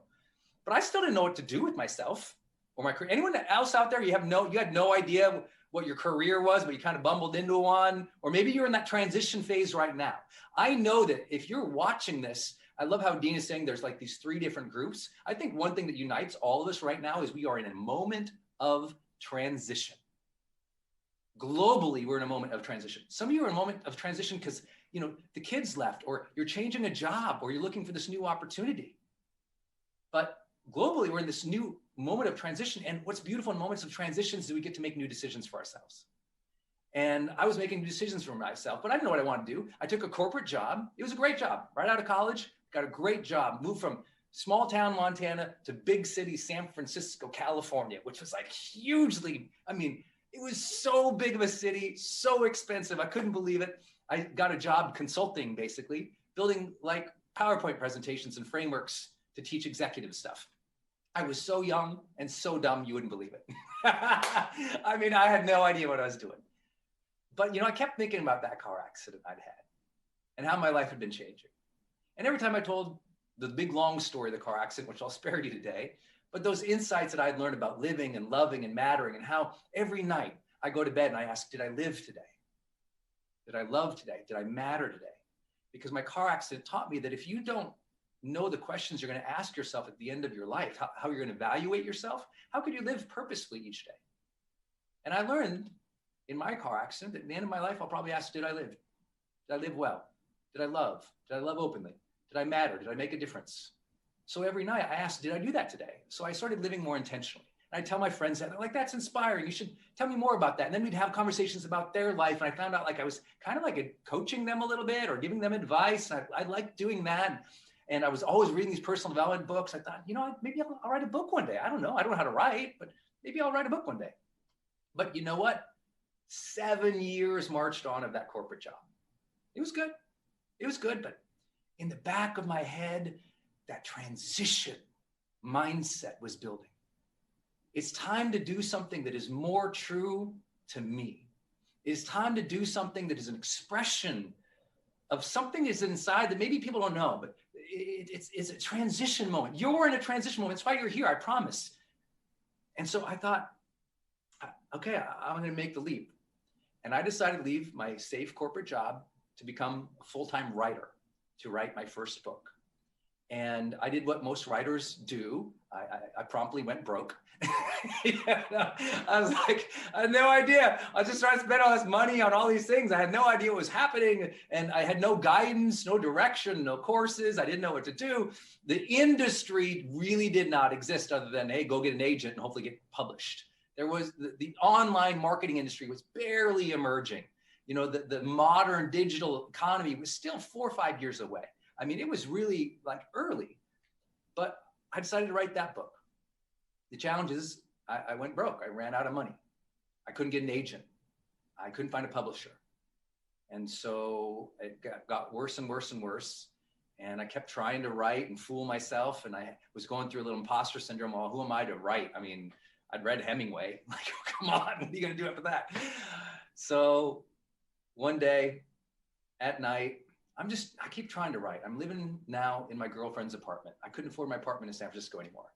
I couldn't afford in San Francisco, California, it's like $9, right? So I just couldn't do anything. It was bad. My then girlfriend was buying my groceries. I had to move in with her, give up my apartment. I had set up in her bedroom, because the apartments in San Francisco are tiny if you're struggling. Tiny, tiny. And I had this little table like this big. That was my mom's fold-out sewing room table from home. And I set it up. I put my laptop on it. And it was a borrowed laptop I had to return. And I was writing. Just every day or every night I was trying to write. It wasn't particularly, honestly, effective. I was struggling to be productive. And then one night I was kind of finding a little bit of a groove, and I was writing, and Denise, my then girlfriend, she came in and she walked by my little desk, and she was trying not to disturb me because I was like this. I don't know about y'all, but when you get creative, it's like the rest of the world doesn't exist, and you're like in this flow, in this zone, and something true and beautiful for you, and you're just guided. And I just was like tapping along, even though it sucked, but I was in a flow. And at the same time, I was literally in that flow. I was at that moment in my life going into bankruptcy. And the apartment was so small that basically I had that little table, but also the bed next to me. And I would set every day all my stuff on the bed, my vision boards, my research papers, other books, all of my bills and invoices and credit card statements. And it was just the bed during the day was like my extended desk. So I had this little desk to write on. Well, Denise comes in to go to bed, and she goes to not disturb my papers. So she goes to crawl under the covers and get settled in bed. And I stopped typing at some point, and I kind of looked over, and I saw Denise, the love of my life, sleeping under the weight of my bills. Literally, she was sleeping under the bills. She was trying not to disturb them. And I don't know what it was about that image, but it just went, and it just, man, I don't know if you've ever been in that place, but none of us want to be the cause of pain or lack in our families' lives. And she was working so hard every day, buying my groceries, paying the rent, and here she is sleeping on my bills. And it just snapped something inside of me. I'm like, I've had this idea, I'm gonna be a writer. No, I'm gonna write, this book's getting done. I know there's this online marketing thing, and I need to learn how to make a web page and, take some payment on the internet and do a video or write some sales copy. But I hadn't done it because I thought, well, I don't know how. And sometimes we go, well, I don't know how, so we don't begin. Not realizing you don't get competence without beginning. Not realizing the only reason you haven't started, it's not because the technical part about it. That's the story we tell ourselves. The truth is, we are fearful. And when we say, oh, I'm not afraid, but I go, oh, okay, maybe fear doesn't resonate with you. But I can tell you, your human behavior, that's what I spent my last 25 years of my life studying deeply. And that is, most of the time we don't start something is because we're embarrassed to be seen starting small. We're embarrassed. Our friends will see us start as a new coach or as a writer. We're embarrassed that people at work will see that we started this thing on the side, discover our side passion or side hustle. We're embarrassed that we'll put a website up and no one will come. We're embarrassed we'll post our first video. It will suck. No one will like it. And we've all been through that because it's not technical. You can figure it out. It's awkward. It's always going to be awkward the first time you do something. I mean, have you ever shot your first video? Anyone ever put a video up on the internet somewhere or put it on your phone or your TikTok or your Instagram? And you're trying to talk about something you're passionate about, and you talk to the phone, you talk to the camera, and you struggled to introduce yourself. You're like, you didn't even sound like yourself. You're like, hi, I'm Brendon Burchard. And you're like, that sounds weird. No, hi, I'm Brendon Burchard. Hi, I'm Brendon. And hi. And you tried 20 different ways to introduce yourself. You're like, why do I sound so weird? What is happening with me? That's part of the journey. That happens to everybody. Don't be so weirded out by that. But what I learned in that moment when I saw my lady sleeping under my bills was I was not going to allow that to happen anymore.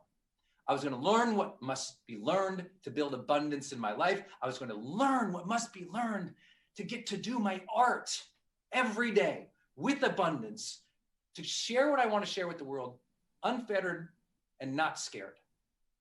That's what I decided. It was a simple, I'm going to do this. I'm going to try. The next day I went down the street. I bought one of those flip video cameras. Some of you might remember what those little square boxes with flip video cameras. I duct taped it around the moving boxes from when I had moved in. I turned that thing on and I spent all day with these IKEA lights bent over in my face trying to light myself. I got a sunburn from it. And I did my first opt-in video and sales video. That was 400 million views ago. That was 0 people opting in to watch my videos to 4 million. That was broke to 18 months later, I'd made $4 million in a year. What was the difference? Was I magic? Was I amazing? No, I absolutely believe in luck. I absolutely believe in blessings and gratitude, but I also believe at some point you decide to develop a skill and you decide to go in on learning how to make more abundance for your family. And once that's real for you, now your insecurities are out of the way, because my insecurities didn't matter. My passion, love for the woman who eventually became my wife, sleeping under my bills, I was going to learn how to provide a life for us. I know that doesn't resonate with everyone. Maybe sometimes that's old fashioned, but for me, it was a choice of going from, wanting to do something to being into it and trying and learning the skills, because the skills you can learn. You just need a course. You need the training. You need the coaching. You need what we all have to learn to do the industry. But let me share with you the big obstacles in people's way. 3 simple things, idea. 3 simple things will get in your way. 1, being blind to the opportunity. I started in this industry and I coined it the expert industry in 2007, when it was still the motivational speaking world, when it was like online marketing world, or when it was like direct response world, or what was it? But I noticed no one called it an industry. And I thought, wait, if everybody worldwide can do it and they make money from it, that's an industry. But now if you've not, think about that. That was 2007. That's 14 years ago. And people are still like, oh, this is the thing. Don't miss out. What's the most valuable companies today, as an example, on the NASDAQ? They're all companies supporting the creator economy. LinkedIn, YouTube, Facebook, Instagram, Pinterest, TikTok, Snap, Clubhouse, Substack, Kajabi. All these tools support you sharing something. And you don't have to be the worldwide expert in it. I became that in my craft for high performance coaching. But you don't have to begin, you have to share something that you love consistently, right? And think about this. You can either be the expert, you got the results, you've done it. You can be part of the journey, you've experienced it, now you're sharing what you're learning in motion, or you can also be the curator. The curator just shares the stuff that they like and they monetize that. Either one of those can be the model, but don't miss the new world. The entire economy now is structured on content, isn't it? Think about that. The modern digital economy that we live on now is structured on content. What happens when they figured out cryptocurrency? What was the first dang thing that was really super applicable outside of the speculation? Well, let's put art on this thing. Let's put content on this thing. Let's create these NFTs. Even the new world in the new economy is still built on what you provide in terms of content. So don't miss out that you've got to create and share and curate and be part of this, because it is the new economy. And I've been saying that since 2007. Second big thing that sometimes cause us to get in our own way is destination thinking versus journey thinking. The destination thing, well, you think, well, I'm not an expert yet, so I won't begin. Oh, well, you'll be perceived as the expert as you start learning it and sharing it. I didn't be like, I'm the world's best high performance coach, follow me. I was, hey guys, I love psychology. I love sociology. I love teams and leadership. Here's what I'm learning. And all I was doing, I was sharing the research and putting little frameworks to it. I'd share what I was learning, give people steps 1 through 5 to go out and try stuff. And that was all I was doing. That was the entire crux of my career, was that. Here's what I'm learning. Here's what 5 things you can go do right now to explore or try. I just did that over and over and over and over again. And I didn't do everything. To this day, I don't have Pinterest or TikTok or Snapchat. You don't have to be on every dang platform doing every dang thing. For me, I wanted to shoot videos, write. So I wrote a blog, wrote a book. I shoot videos for YouTube. I eventually took the audio from the YouTube and put it in a podcast. All of that, I drive people to email. They sign up on email, we deliver tons of value, and then I offer them a course. Tens of millions of dollars a year, that's all I do. It didn't begin that way. It began like, I got a video, guys, go like it. Go watch it. And 5 people will watch it. Me refreshing it twice and my mom refreshing it twice. You know what I'm saying? You know, some of you know exactly what I'm saying. Some of you don't know yet, but I can't wait to see yours. But don't think you have to be there. You get there by sharing what you're learning. And over time, you've shared so much about what you've learning, you can't help but by observing and learning to build that credibility and that expertise. Because the more you learn, listen, experts are always students first. The more you learn, the more that you have to share, and the more you're able to help when people ask you questions. Like, oh, when people, listen, I want you to hear this. Like 60% of the time people ask me a question, I'm like, oh, have you read this book? I just give a recommendation of something I've learned along the way. I don't have to be super smart. You can learn the skills later. Don't get stuck in destination. You have to be the expert. Share your journey, share your story, share that development of what you're learning. That's a big part of it. Another big piece about it, I think that gets in people's way is they feel like, and I really want you to tune in with me right now, because this is where either good things are going to happen from you moving forward in this industry from where you're at right now or not, based on if you can resonate with me, if you can see, yeah, I'm kind of in a moment of transition in my life. Or I'm transitioning to this topic, or I'm transitioning to this platform, I'm transitioning to this marketing thing, I'm transitioning to this business model, whatever. If you're in a moment of transition, here's where people get in trouble. When there's change in our lives, humans like certainty. And what we like to do is go, oh, what's my purpose? Right? Start with why. Oh, what is my purpose? What is my end goal? What's my legacy? What's that thing I'm going to do and be so proud of when I'm 80 years old on the rocking chair? You guys all know this, right? The issue is in moments of transition, that's really discouraging. Because in moments of transition, you have to try and taste and see things. I always tell people, you don't have to figure out your life's purpose right now. You got to figure out your next bold move. You don't have to figure out your life's purpose right now. You got to figure out the next bold move. And a series of bold moves stacked upon one another sets upon a destination in which gates will open up for you that serendipity and God had in mind that you never even could have purposed. I could have never even purposed in my mind this moment with all of you. I could have never imagined this abundance living on this beach out here. I know you can't see it, but it's a little blown out. But it's like I live on the beach. I have the opportunities and abundance in my life that I could not imagine as a kid, looking at my girlfriend at the time under the weight of my bills. Because you know what?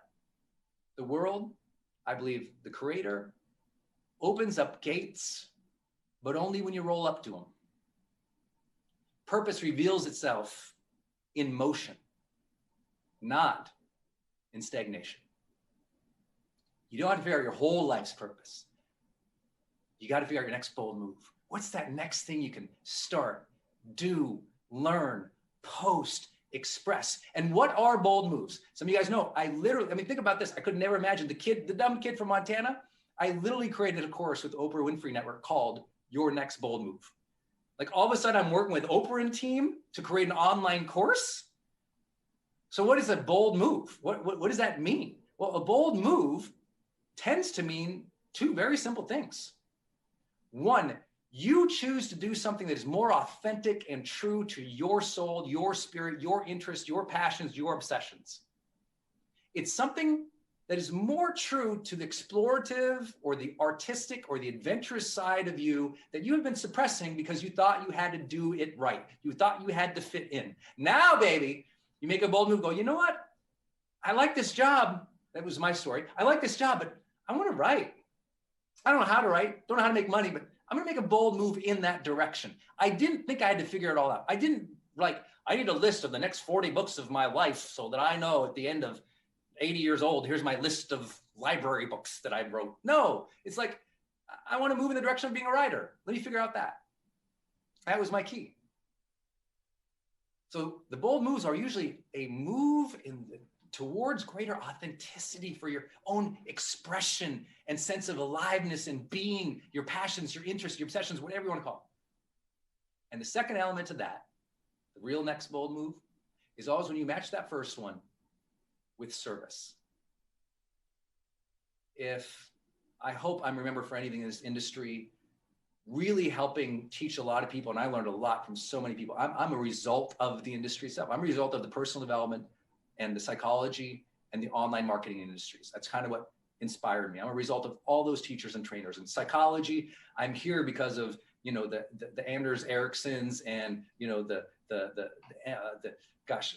Ericssons and the Roy Baummeisters and the Angela Duckworths of the world, these people who I learned from in psychology, Carl Rogers, the humanistic psychologists like Abraham Maslow.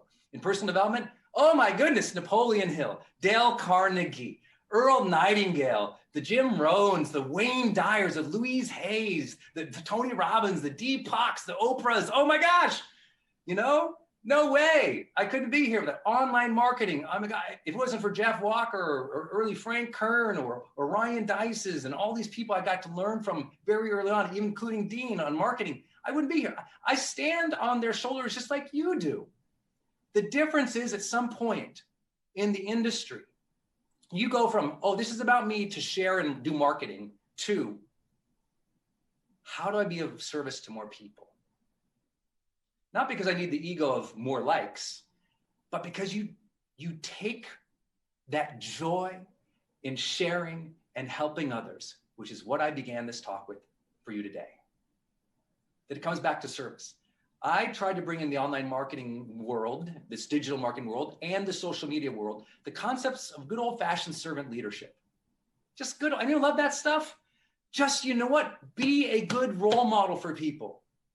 Demonstrate empathy and compassion and caring for them. Listen to them, provide them with some value. And you know what? That's called, today, branding. Back when I was live, we just called it servant leadership. That's when I was coming up. And I just feel like that's your next bold move. Where does authenticity and service match? And how can you go in on each one of them? How do you go in on more truthful expressions of yourself? How do you go in more truthful expressions of good service to others? Because you know what? Your ultimate service or legacy or purpose will always be, it will be some form of the energy that you imbued with others. It's your energy. It's how you're showing up as a role model, as an influencer, as a caregiver, as a mom, as a great leader, as a good entrepreneur, as someone who, with all my friends, I always have one request from them. It's the only request I ever have. All my friends, some of the most followed people in the world, they say, Brendan, what can I do for you? Go. Double down on your goodness. Whatever it is that you do good in the world, double down because the world needs it. You have an opportunity with this challenge and with where you are in your life in this moment of transition to make decisions for your next bold move, to discover new things about yourself and share new things that you are passionate about. You literally have that moment right now. And you have it at a time when the entire world has moved towards supporting us, the creator economy, the self-education economy, the knowledge economy, the expert industry, the knowledge industry, whatever you want to call it. The whole architecture of the modern digital economy has been built up by billion-dollar companies to do one thing: allow you to share that voice and make that difference. That's why I'm excited to be alive. That's the modern economy. Skate towards that puck, as Dean would say, as Wayne Gretzky would say. Like, move towards that. That's where we're all going. So get into the game. Don't be embarrassed to be seen starting small. Be proud of that. Because you know what? When you start small, you get that journey later going, hey, look how far I came. Let me help you. Because I know there's some people on the miles behind me who might need a hand up. And that is your service. You get to take joy in sharing your passions and interests and helping people. And you get to get paid for it. This is my career. Every day I wake up, I hope I live a little bit and love a bit and make a bit of a difference. And getting to do that with all of you at this stage, at this moment, I'm so grateful. I'm so grateful. I hope you enjoyed this talk. I hope you'll skate to where the puck is going. I hope you'll keep learning and believing in yourself. And I hope you will make your next bold move. Thanks, everybody. Give it up for Brendan Burchard. Thanks for having me, Dean.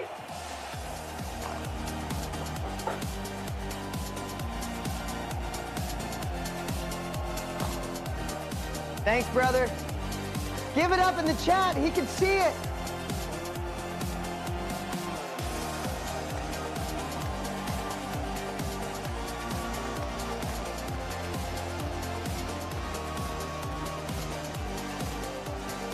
Wow, wow.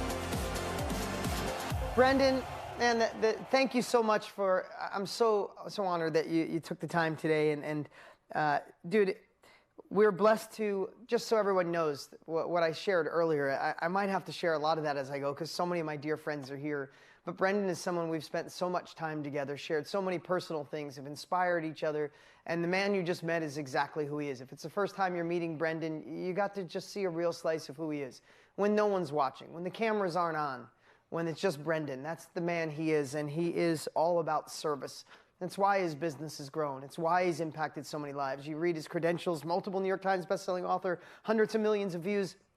It really came down to his story and his desire to serve. And I took some notes that I just want to share a little bit.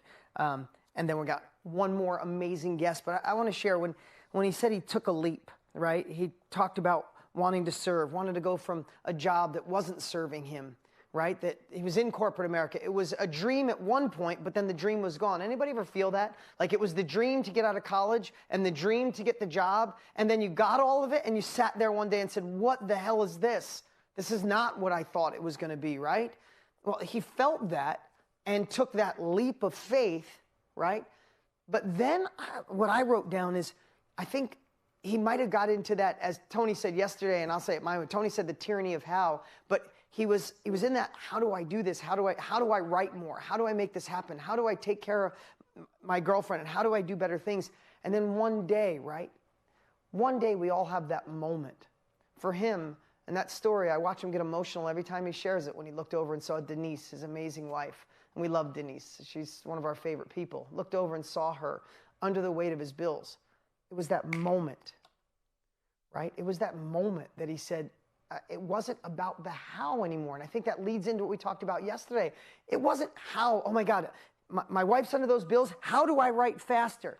In that moment, he decided why he was going to do it. And that the outcome, that there was no choice. He was going to burn the boats, do whatever it takes. And when you go from how to, this is my heart, I am doing it, the how shows up.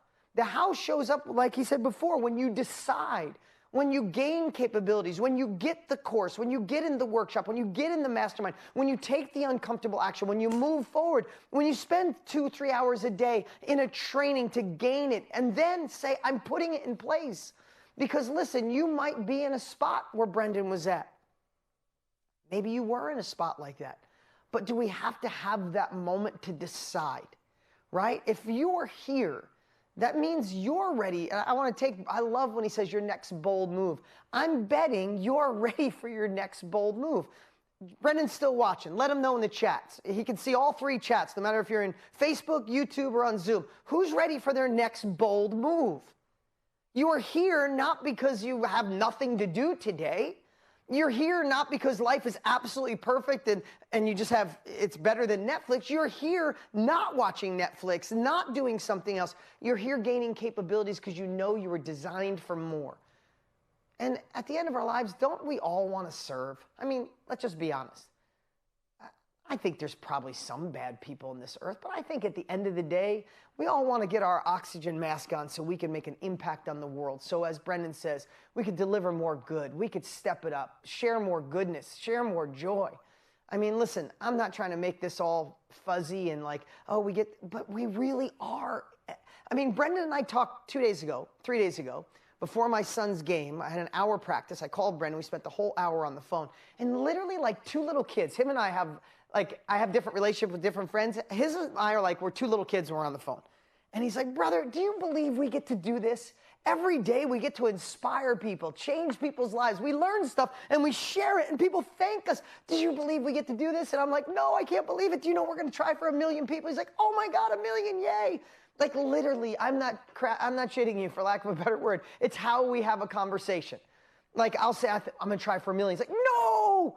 Yep, oh my, and he'll, like, this is how we talk. But listen, when he started, nothing. His mom saw his video. When I started, we all started someplace. And I love that saying, when's the best time to plant a tree? 5 years ago. When's the second best time to plant a tree? Put it in the chat. Right now. When was the best time to probably jump in the knowledge industry? A couple of years ago. When's the second best time? Right now. You know when the worst time is? 5 years from now. This is the moment. Look at everybody saying now. This is what I want you to feel. I want you to feel disturbed within action. I don't want you to look back in 4 years and go, damn, I spent those 5 days with Tony, Dean, Brendan, Shalene, Jenna, all these amazing people. I got excited and I let life suck me back in. Look where the damn knowledge industry is now. It's $1 billion a day, right? It's like we've all had those investments somebody told us to do. You were gonna, you didn't, and the investment exploded. You're like, ah, that's the groundswell of this industry. And as I said on day one, your life experience is your asset. Your knowledge is your inventory. And you don't have to pay for it. You already paid for it through your life experience. You don't have to house it. You don't have to cool it. You don't have to feed it. This knowledge is value. We just have to learn to share it. And that's what we're going through. And every single speaker, every single person here started someplace that they never would have thought in a million years they were here. And that leads me on to our next and last speaker for the day. You guys, wait, do you have enough energy for our next speaker? I mean, I could tell him to go if there's not enough energy. Are you guys ready? Remember what I said? Every speaker came. None of them are getting paid. They all paid for their own dime to be here. They're here to serve you. So these chats, if we were in person, that's one thing, but light up all the chats. Now, this next speaker I met probably about a decade, maybe a little less, maybe 7, 8, 9 years ago. First day I met him, first day I got to see his heart. We ended up hitting it off. We spent more time together. We talked. We became dear friends. And I remember knowing him for less than a month and hearing his heart and watching his videos. I remember saying to him, I called him one day, I said, hey man, if there's anything I can do, because the world needs more of you. Like, he had already been just absolutely destroying it with his videos, but the world needed more of him. And anything I could do to help him, and he's done the same for me. I helped him get a book deal. I helped him get way more for his book deal because he deserved it. And I helped him with connections. He's helped me in so many ways. We became a really amazing friends. We, you know, it's not friends that we see each other every day because we're in different states, but someone that means the world to me. Now, I could read his bio, which is amazing. He's an ex-NFL football player. He's impacted people's lives all around the world. He's one of the most watched people online. You ready for this? In the world. In the world. 12 million people follow him on social media. He does a video, and I'm sure you've seen some of them, and it'll get 100 million views. It is absolutely insane. But when you hear where he started, and you hear how he felt when he started, you're going to realize he went through the same journeys all of us did. And feeling like an imposter, not sure it could work. And people saying, are you crazy? You're going to do that now? You're a football player? Ooh, you're going to be someone online? But isn't that the stories that inspire us? And I know for a fact what you're about to get is way more of a treat. You might be inspired, but you'll get tactics, you'll get strategies, you'll get served in the highest level possible. So if we could please put our hands together and give some love for my dear friend, Trent Shelton! Thank you, brother. Appreciate you, man. Love you, brother. Love you too, man. What's up, y'all? Make some noise. Let me hear y'all. Get out your seats. Let me hear y'all. What up, Chad? I see you. What up, Michelle? I see you. Kimberly, I see you. What's up? Carrie, I'm looking at you right now. What's up, Carrie? How you doing? Awesome. I appreciate y'all. Chat's lighting up. I appreciate you, Vanessa. Lisa. What up, Michelle? How you doing? All right, y'all can sit down. I appreciate y'all. Man, first of all, man, shout out to Dean and Tony for doing this. Super incredible. And I mean, all the speakers that they have is just truly amazing. And I want to honor you. I mean, taking ownership over your life. Like, a lot of people talk about it. A lot of people type about it, post about it. But there's you that actually showed up. I always say there's 3 types of people, right? There's the watcher, the person who just watches everybody lives their dreams, that sits on the sidelines, that criticizes people, hates on people. Raise your hand if you know those type of people, right? Then there's the wisher, person that wishes to be better, has dreams, has all the good intentions in the world, but never acts on their ambition, on that fire in their soul, and they leave this world with incompletion. But then there's you, Nina, Serena, Stephanie, Angela, Daniela, all of y'all.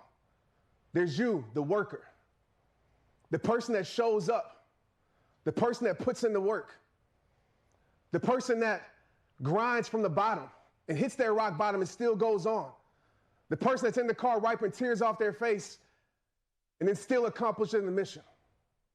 So I want to honor all the workers in here, because I'm telling you right now, you might not feel it now, you might not see it now, but it's going to pay off in your life. And there's people, I'm already about to go in. So there's people that are dependent on you to keep working. And I'm not just talking about your family. I'm not just talking about the proximity of your environment. There's people across the world that need your story. There's people across the world that need your talent, need your gift. And I'm not saying this to sound motivational, because motivation is crap, to be honest with you. I'm being straight up with you. I'm saying this to impact your soul and to get you to wake up. Because you're doing people a disservice. This isn't to everybody, so don't get in your feelings, but if it hits you in the heart, accept it. The truth sometimes hurts, but I promise you, the truth always helps. But it's your duty to listen to that voice in your heart and give that greatness to the world. There's a you inside of you. Think about this for a second. There's a you inside of you that you haven't even met yet. And that you is the greatest you. I'm still on a progressive journey to meet the greatest me. I haven't met that person yet. But every single day, I try to walk in the presence of the greatest Trent. Because I know every single day, Nicole, Melissa, Angela, Amy, every single day you're planting seeds. You're planting seeds of either greatness, seeds of progression, or seeds of limitations. And to be straight up and real with you, those seeds will take harvest at some point. So my question to you right now is, what seeds are you planting? And it's not going to happen overnight. I know Dean just talked about 12 million followers, all these video views, and that's cool and great. And I appreciate that. But I started at rock bottom. I don't know if any of y'all can relate to this. Maybe it's just me, but I know what hard times and struggles are. If you follow me, you know I'm going through one of the hardest seasons in my life right now. But I'm still showing up because the mission is that important to me. Write this down. When the mission is strong enough, the struggle will never be great enough. When the mission is strong enough, the fear will never be great enough. If fear is controlling your life, if limitations are controlling your life, I'm going to tell you right now, your mission isn't great enough. And some of our missions are just for us. We got selfish missions. To be more popular, to have a blue check by our name, to make all this money. Those things are good. But when those things are gone, when you don't have those things, are you still going to show up? If everything was stripped away from you, all the titles that this world tries to give you was stripped away from you, would you still show up and fight for what you believe in? And I'm not apologizing for being passionate, because I care about this, man. This started over a decade ago, and I'm not going to tell too much about my story. I know a lot of you know about it, but football was my everything. And for some of you, it might not have been sports. Maybe it was a relationship. Maybe it's a dream. Anybody have a dream that failed? Anybody in here? Well, I can see some hands. Y'all don't have dreams that fail. Y'all are incredible. We've all had dreams and things that have failed in our life. And mine was to be a professional football player since I was 4 years old. I wrapped my identity around that. Without football, who am I? For the sake of time, I make it to the NFL as an undrafted free agent. And just imagine your biggest dream coming true at the same time your worst nightmare happening. I ended up getting cut 9 or 10 times. And some of y'all might be wondering what cut is. A better word is fired. From 3 teams. How does that work, Trent? 9 times, 3 teams, it doesn't add up. Each team cut me 3 times. So I lived a very unbalanced life.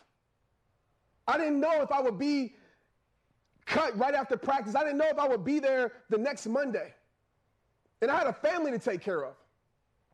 And I was losing myself to the point where I didn't even care about living anymore, because without my everything, I felt like nothing. I want to tell you right now, sometimes it takes losing your everything just to show you that it was nothing that you ever needed in the first place. Sometimes it takes losing everything that you think you need just to show you that there's something better for your life. Your greatest setbacks will set you up for that major comeback. Sometimes you have to lose certain things to gain better things. Do you realize that? Sometimes the best way to add to your life is to subtract from it. But at that time, I didn't understand it. I was angry at God. I was angry at my mom and dad for not making me fast enough, for giving me some bad DNA, even though they gave me great DNA. I was mad at my friends. I became bitter. I had bitterness in my soul. I resented people. My teammates like Peyton Manning, oh, Peyton ain't that good. Because I was that hater at that point in my life, even though Peyton is legendary. But it came to a point in 2009. I'll never forget this moment. I was sitting in my room at my parents' house. I was still living with them when I would come back from the off season. And I remember looking at my room, and I remember seeing the pictures of my son. Tristan was just a year old at that time. And I remember talking to God and asking God, is this it? Is this it? Is this the end of my life? Is this my finish line? Is my future not going to have anything better for my life? Is my best days in my past? Is this it? And I remember this tiny voice that pierced my soul and said, this is just the beginning. I got more in store for you than you ever could imagine. And so over those next few years, the next moments, I grab a cell phone. I didn't have some great studio. I didn't look like the typical motivational speaker. I still don't. I didn't go to Toastmasters, not saying you can't go to classes. I didn't have any formal training. I'm an introvert. I'm probably the quietest person in the room if you're ever around me. Speaking was my biggest fear. But there was something inside of me that said, there's more to your life. Anybody feel that? Anybody have that feeling in their life that there's more to your life, that feeling? And a lot of us, what we do is that feeling that's calling us, that's saying there's more to your life, there's something better for your life. You know what we do? We send it to voicemail. Because we talk ourselves out of our greatness. We tell ourselves that we're not experienced enough. And we send that to voicemail. We see all the comparison on social media, people showing you the filter life. And we say, oh, I can never be that person. So we send it to voicemail, and you talk yourself out of your greatness. Write this down right now. You have to defeat the enemy. And the enemy is not an external enemy. It's not the people online who don't like you. It's not the people that are judging you. It's not your past. It's not your circumstances. The enemy is an internal voice in you that's telling you that you're not good enough. The enemy is that fear. The enemy is that past failure in your life. And how you defeat the enemy is that you stand up to it. Even when your back's against the wall, you still stand tall. Even when you don't even have it figured out, you take what you know and you move forward with your life. The greatest war you ever will face is right here. That's the greatest battle. And you will never win your war by running from your battles. So some of us on this live, maybe not all of you, but I'm speaking to a few of you right now. Some of you have been running for far too long and you're wondering why your life is tired. You've been running from that thing that you were supposed to start. You've been running from that idea that's piercing your heart. You've been running from that gift. And I'm going to tell you something. The gifts that we don't use don't die. They find life in someone else. The opportunities that are knocking on our door that we say we're not ready for, they don't die. They find life in someone else. Somebody has took advantage of your opportunity. How long, Daniela? How long, Michelle? How long are you going to keep pressing not ready and answer the call? So for me, I pick up my cell phone and I record a video, just speaking from my heart. And I remember I had 10 people watching it, 10. And I was excited. I'm like, 10 people watching me? I done made it.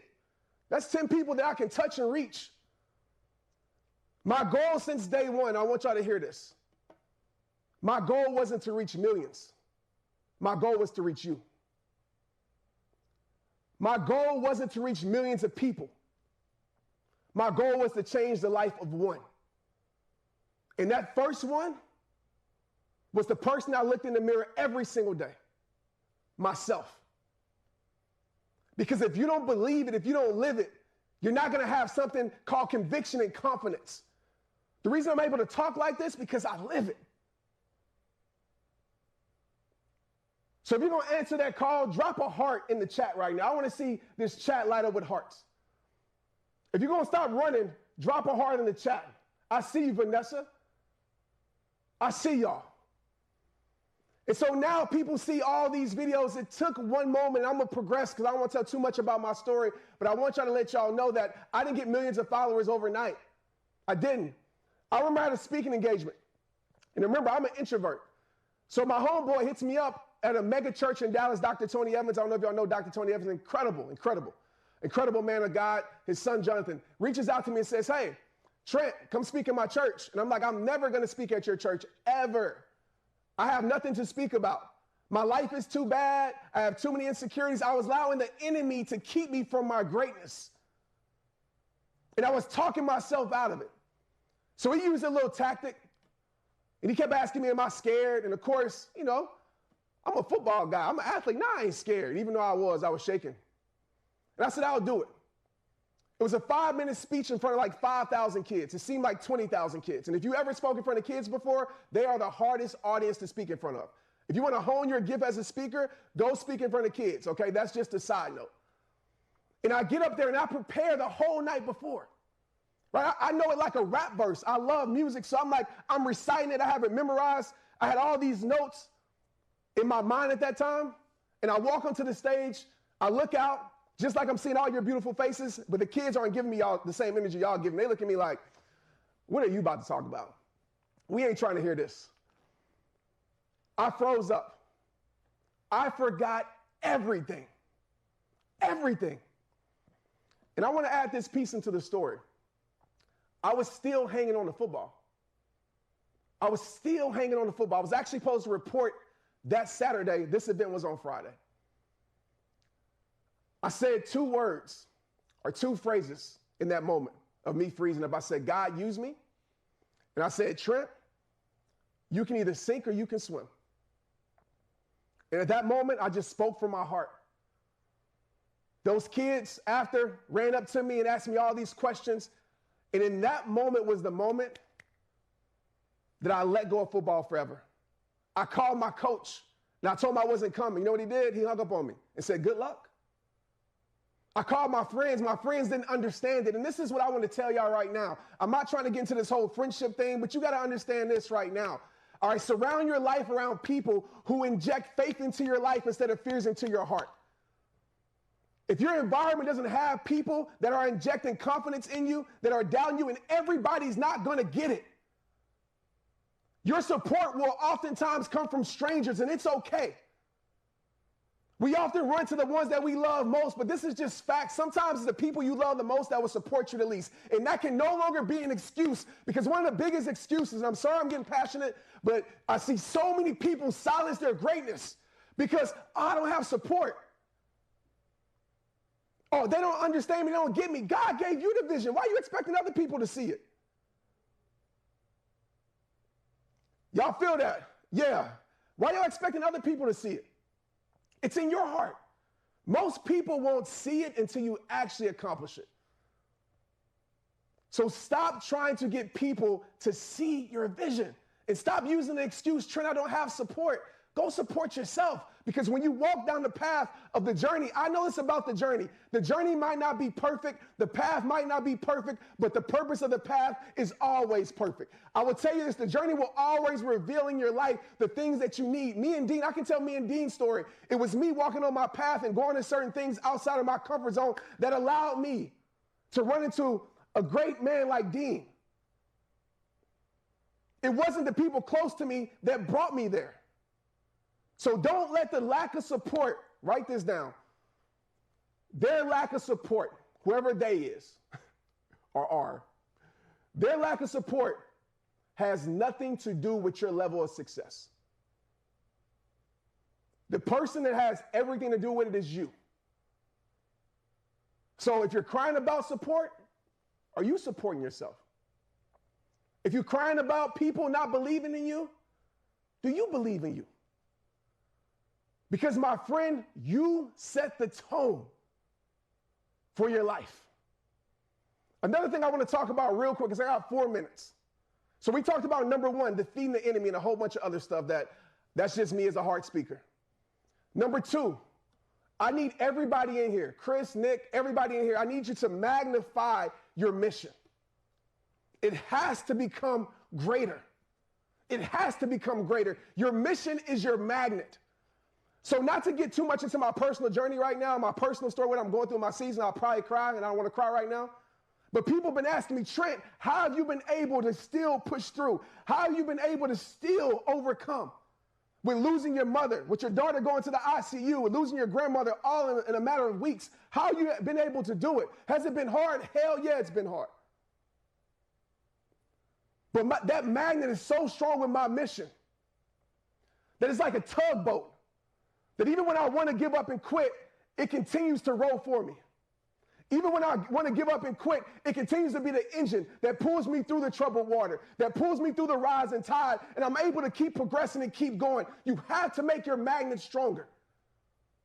That mission, is it strong enough to still pull you through your hardest times? Because the truth is, none of us are exempt from hard times. And oftentimes, your commitment gets exposed when inconvenience shows up. Your commitment gets exposed when struggle shows up. If it was easy, everybody would do it. So really hone in on your mission. Is it just about you? Because if it's just about you, you will quit. But when it's about leaving legacy, we talk about planting seeds every day, right?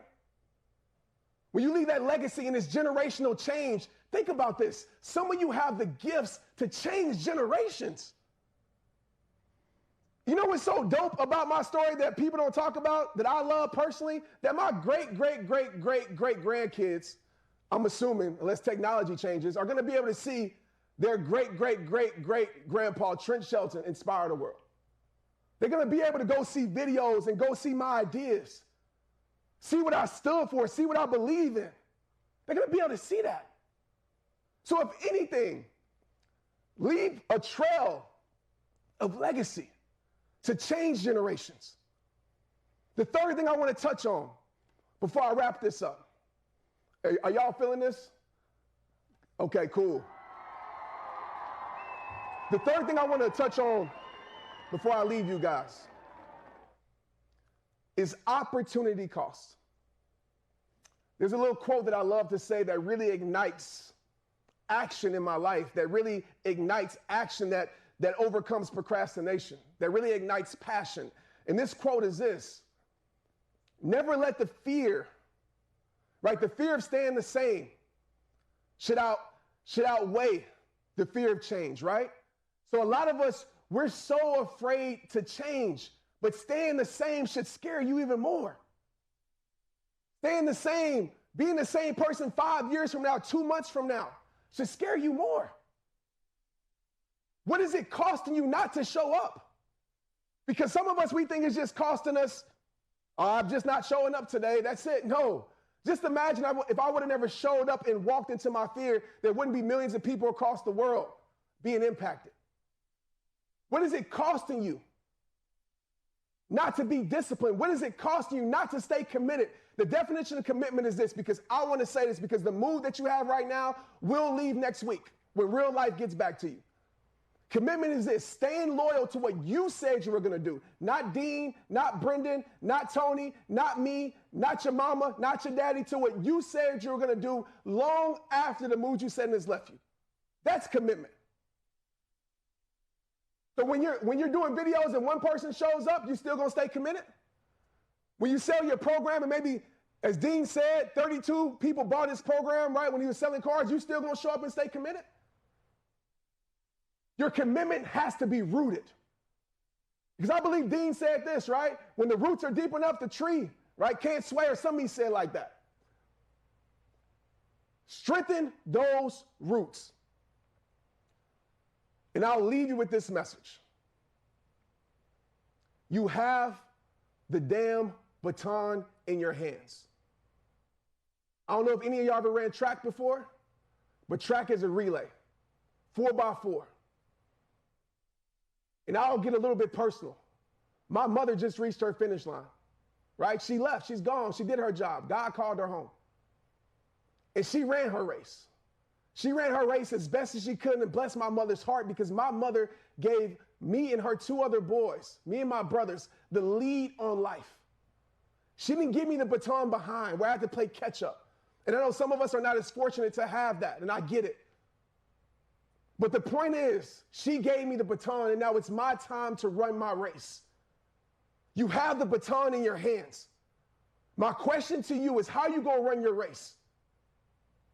You going to run your race in self-pity and blame and complain and point the finger at everybody and feel sorry for yourself, which I understand because I've been there. But that's not going to help you run a race efficiently and run a race where you give somebody else the lead on life. It is time for you to get the most out of your life by running your race. Don't waste it, because somebody somewhere in the world didn't have the opportunity today with breath in their body to be able to run the race. You are not old or young based upon your birthday. You are old or young based upon your death date. And none of us know how much time we have left. So my friends, run your race well. And make sure when you cross the finish line, you cross that mall with pride. But like I tell you in every single message, it all starts with you. It's rehab time. Let's get it. Thank you so much. I appreciate y'all.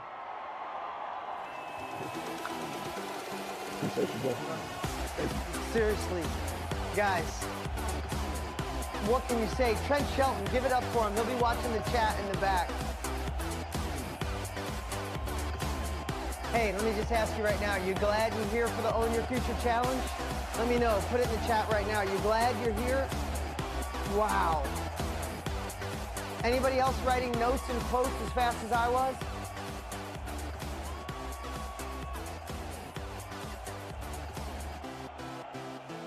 It's almost hard to put into words the way that guy makes me feel every time, and the way Brendan made me feel, and the way Shailene makes you feel. But when you listen to his words, don't you just like how he just cuts to the chase and gives the power back to us? And I hope you see the common thread. Does anybody come here and say, you know what, life was perfect, and I went through school, and I decided I wanted to be in the experts industry, as Brendan helped coin, or I want to be in the knowledge industry? No, that's not the way it goes. It's like an interrupted pattern in your life, right? Do you feel that? And there's this moment where you say, I can share this. I have the asset. I have the inventory. I have the life experience, and there's someone at this very moment. I love what Trent always says that. One person needs you. You know what he said? I wasn't here to impact millions. I was here to impact you. I don't know if you felt that when he said it. I thought he was talking directly to me, right? I see you, Chris, right? Like, you felt that in your heart. There was things like, God gave you the vision. Why would you expect others to get it? Anybody else write that down? It's like we're expecting the people around us to get the vision that God put in our soul, in our hearts. How could other people get it? They can't see through your lens. There's somebody in your life right now that's not here with you. And you're going to gain capabilities. You're going to be fired up. And when you try to explain it to them, they're going to look at you like you got 6 heads. And they're going to like, oh my God, she drank the Kool-Aid. I can't wait for it to wear down.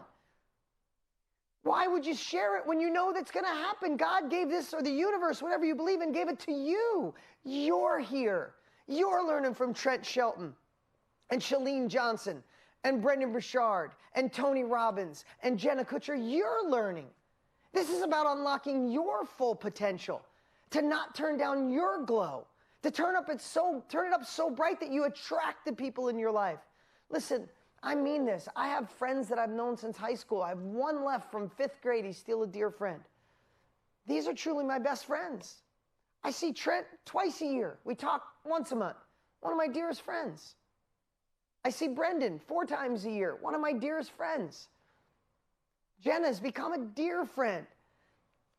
Chalene is going to be on the list because we've spent some time, and now we just hit it off last night.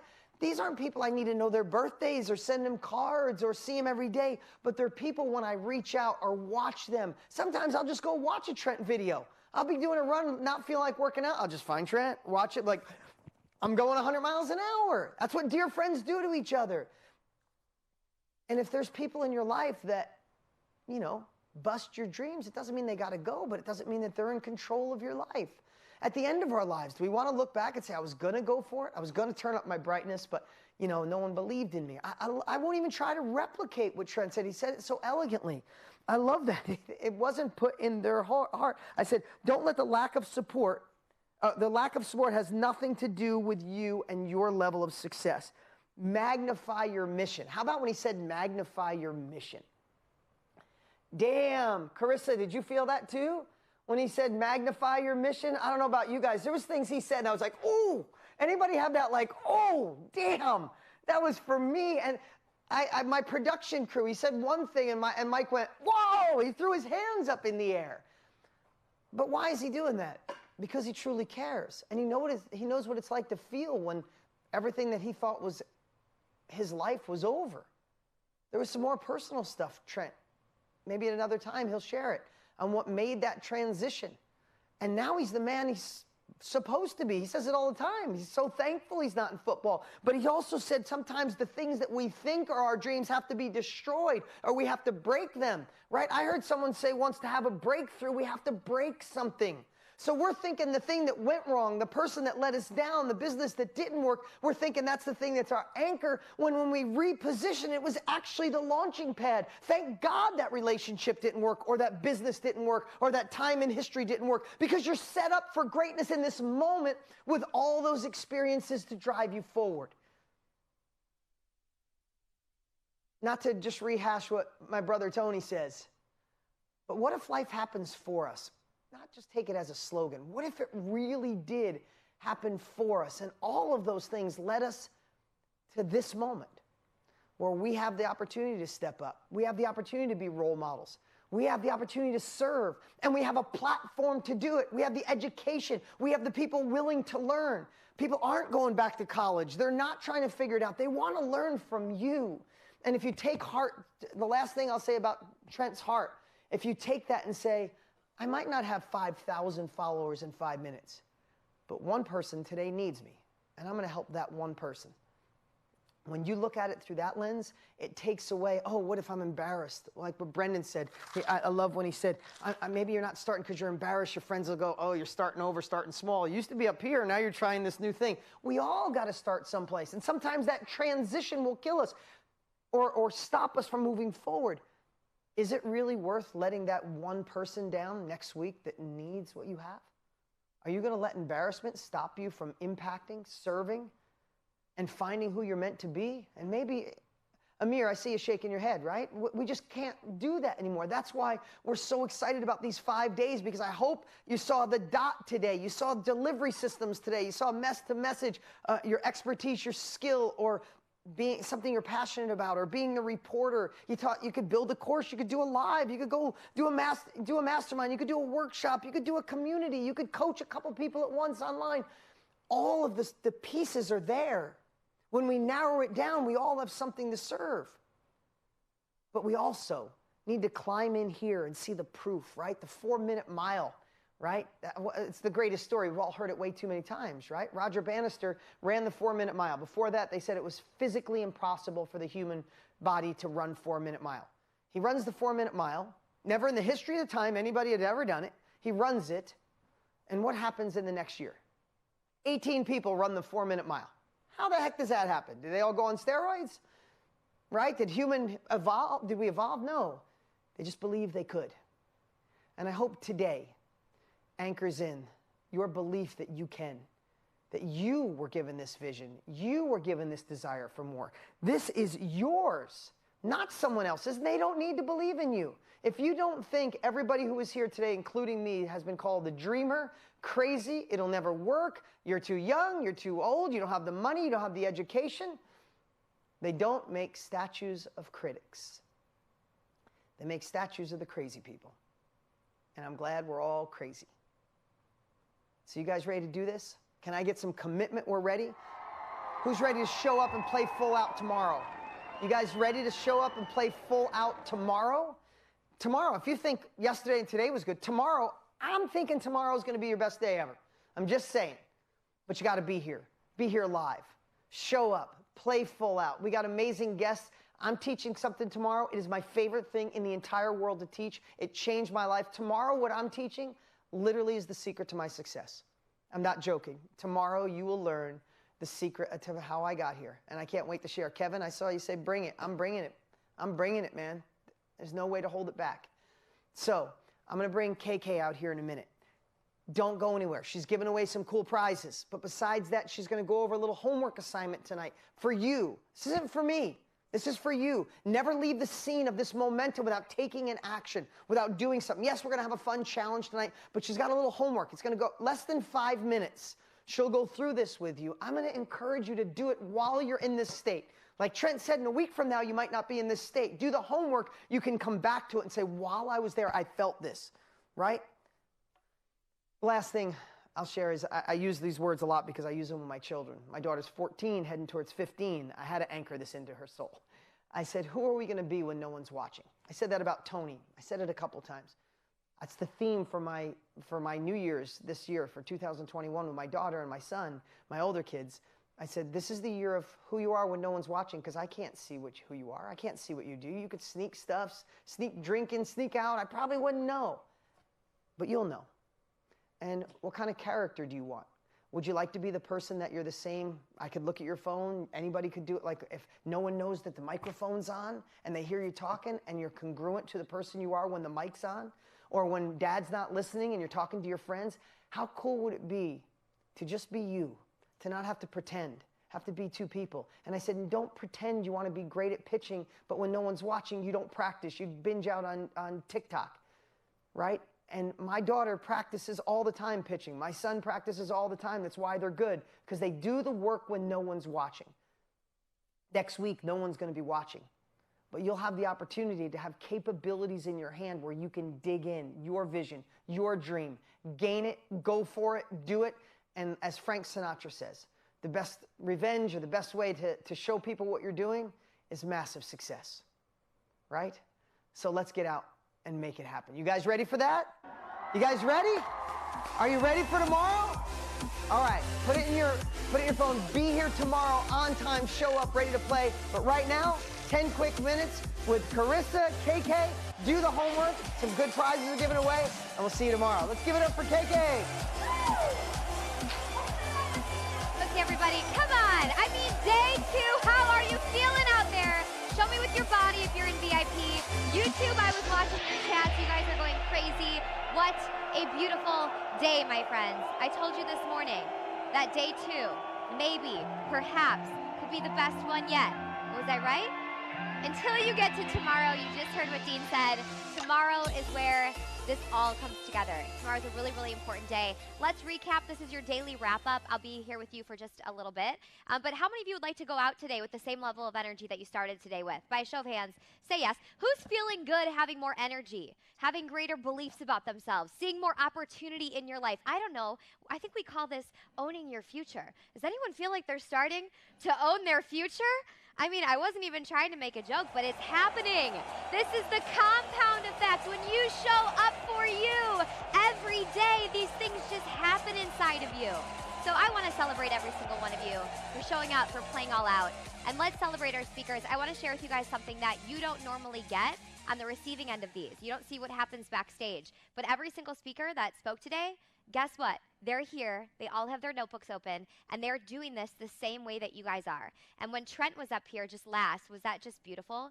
He walked out, and then everybody applauded and went crazy. And Dean was right, they're not getting paid to come here. They're here today because they've been where some of you are. And you have to press go, you have to press start, you have to see an opportunity and go for it. Even if there are some feelings you gotta work through to get there. Are you all willing to coach yourself through some of those feelings to get to what that opportunity is available for you today, yes?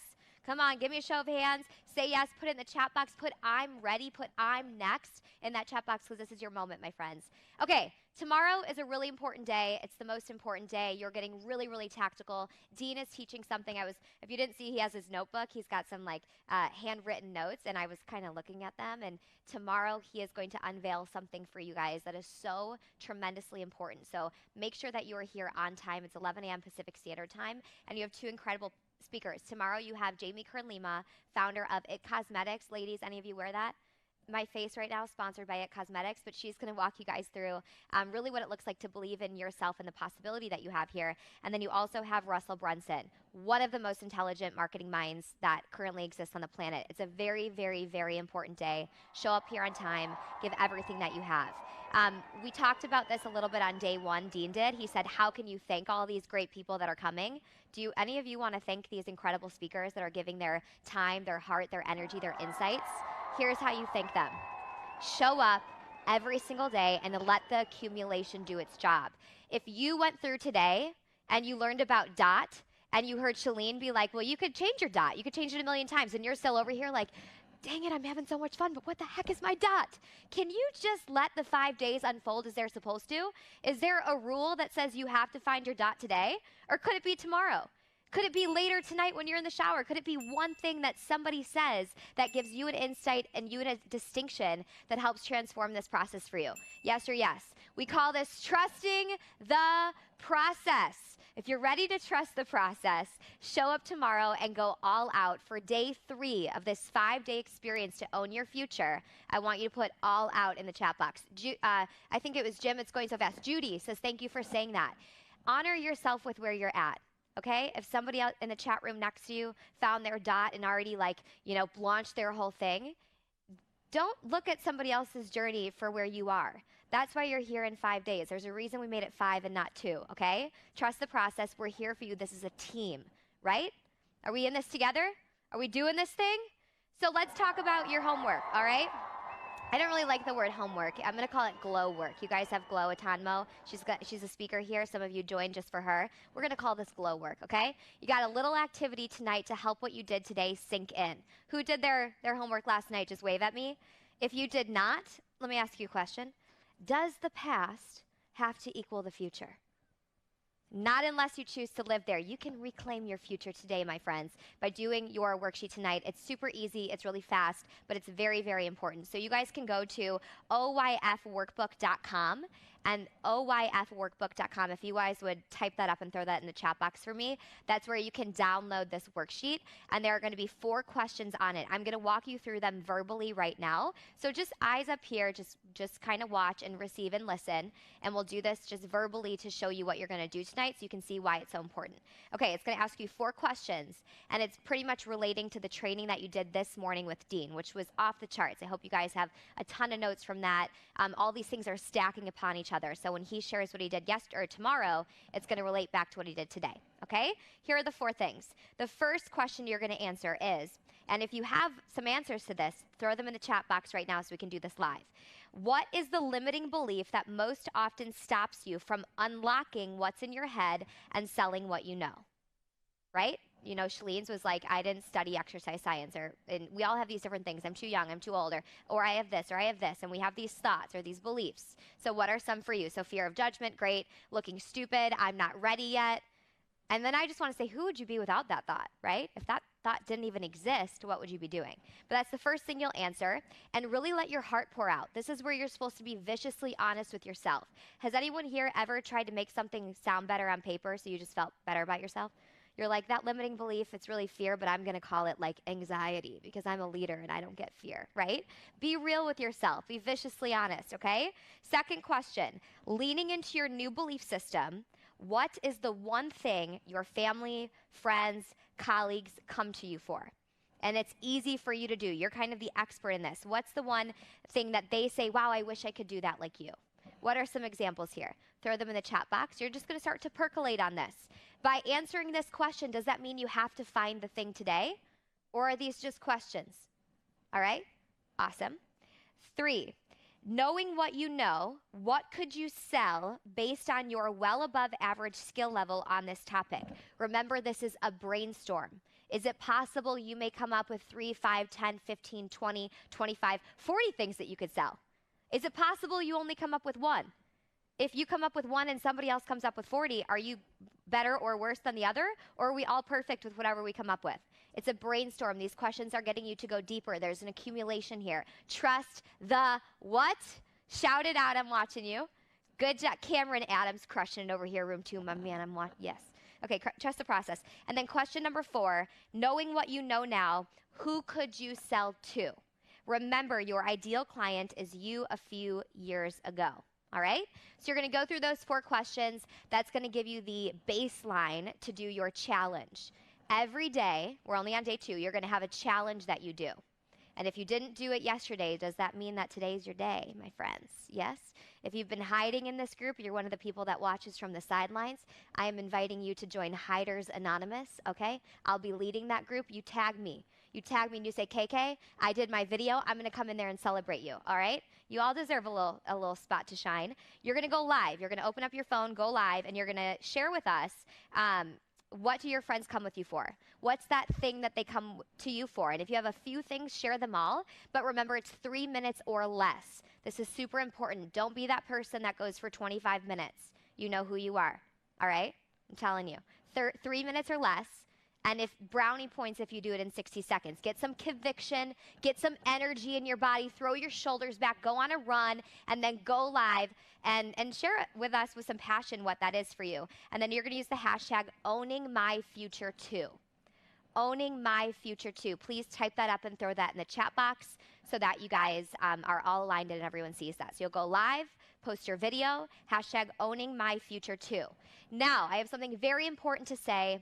I have kind of talked at the same tempo for a while, so I want to make sure this doesn't blend in. So really quick, everyone take both arms up so I can see you and I know that you're ready to hear the next thing I've got. And then do a little dance for me. Celebrate yourself. Come on, you guys are crushing it. A little bit of, yep. Cameron Adams again out of his chair. Okay, you dancing queens, get your hands down. Let's get back to business. We're asking you to go live. Is it possible it could be a little uncomfortable for some of you? You've never gone live before. You don't even know where the button is. Why would I go live? I'm never on video. I saw someone say I'm usually behind the camera. Guess what this is? It's an uncomfortable moment, and it gives you a chance to get over being uncomfortable, which maybe, I don't know, kind of sounds like joining an industry like this. Is there ever going to be a moment where you may have to get over being uncomfortable? And this is a really good time to practice. Would you agree with me? Within this team, within this community, we're doing this together. So this is your first rodeo. If you didn't do it yesterday, you got this, and we're rooting for you guys. So go live and share that, okay? #OwningMyFuture2. If that makes sense, put both arms up in the air and give me that double fist bump so I can just see you guys. If you're in YouTube, Facebook, just put yes in that chat box. Let's move on to something really fun. We're going to wrap out the day with a lot of energy. Sit back up in your seats, put those shoulders back, lift your head up, smile for God's sakes, and we're going to give away some prizes for some epic participation. You guys have been rocking this challenge, and we want to honor you. So we're giving away 3 prizes today. If you do not remember yesterday, I told you what they would be. We're going to give away 1 $250 Amazon gift card, 1 Microsoft Surface computer, and 1 ticket to Dean's live event. It's called World Summit. It's so good. I shared a sizzle video yesterday. I'm going to share all 3 names right now. I don't know if we have any like drum roll music situations, but if we do, or even if we do not, I'm going to have all of you just go like this, all right? And this, go like this, okay? And then I'm going to make it really dramatic and unveil the winners. The first winner with a $250 Amazon gift card is Mary Bell Gray. Give it up for Mary Bell, everybody. Throw her name in the chat box and congratulate her, all right? The second winner, going home with a Microsoft Surface computer. Give me that drum roll here. Come on, don't lose it. Come on. Is, my friends, Shell Miller. Shell Miller, congratulations. You're crushing it. And the third winner, I just need to say something here. No judgment, okay? I'm not perfect. I have no idea how to pronounce this name. We all tried to do it in the back. It's a tough one. I'm going to give it my best go, okay? Are you going to judge me or not? Cool. Let's begin. Drum roll. Third winner is going home with a ticket to the World Summit. This is a big, big deal, my friends. And this winner is Nagobi Samson Shinedu. It's my best. That's the best one I got right there, my friends. Those are our winners. Remember, to win those, you must do your videos in less than 3 minutes. The only way you're eligible is when you go live and do that challenge. So those of you that go in tonight, we have great prizes for you that we're giving away throughout the rest of the challenge. So we're super, super excited. And then VIPs, we're going to take a quick break, and we'll start with you in 5 minutes for your hot seat coaching session. And then everybody else, show up on time tomorrow, 11 a.m. Pacific time. And let's get ready to party. Let's get ready to rock it. We've got a huge day tomorrow. Let's crank it with some energy here. Let's celebrate wrapping this up, my friends. It is the second day of Own Your Future, and you are owning your future. Celebrate yourself. Get a little movement in that body. VIPs, we'll see you in 5 minutes, and everybody else, we'll see you tomorrow. Crush it.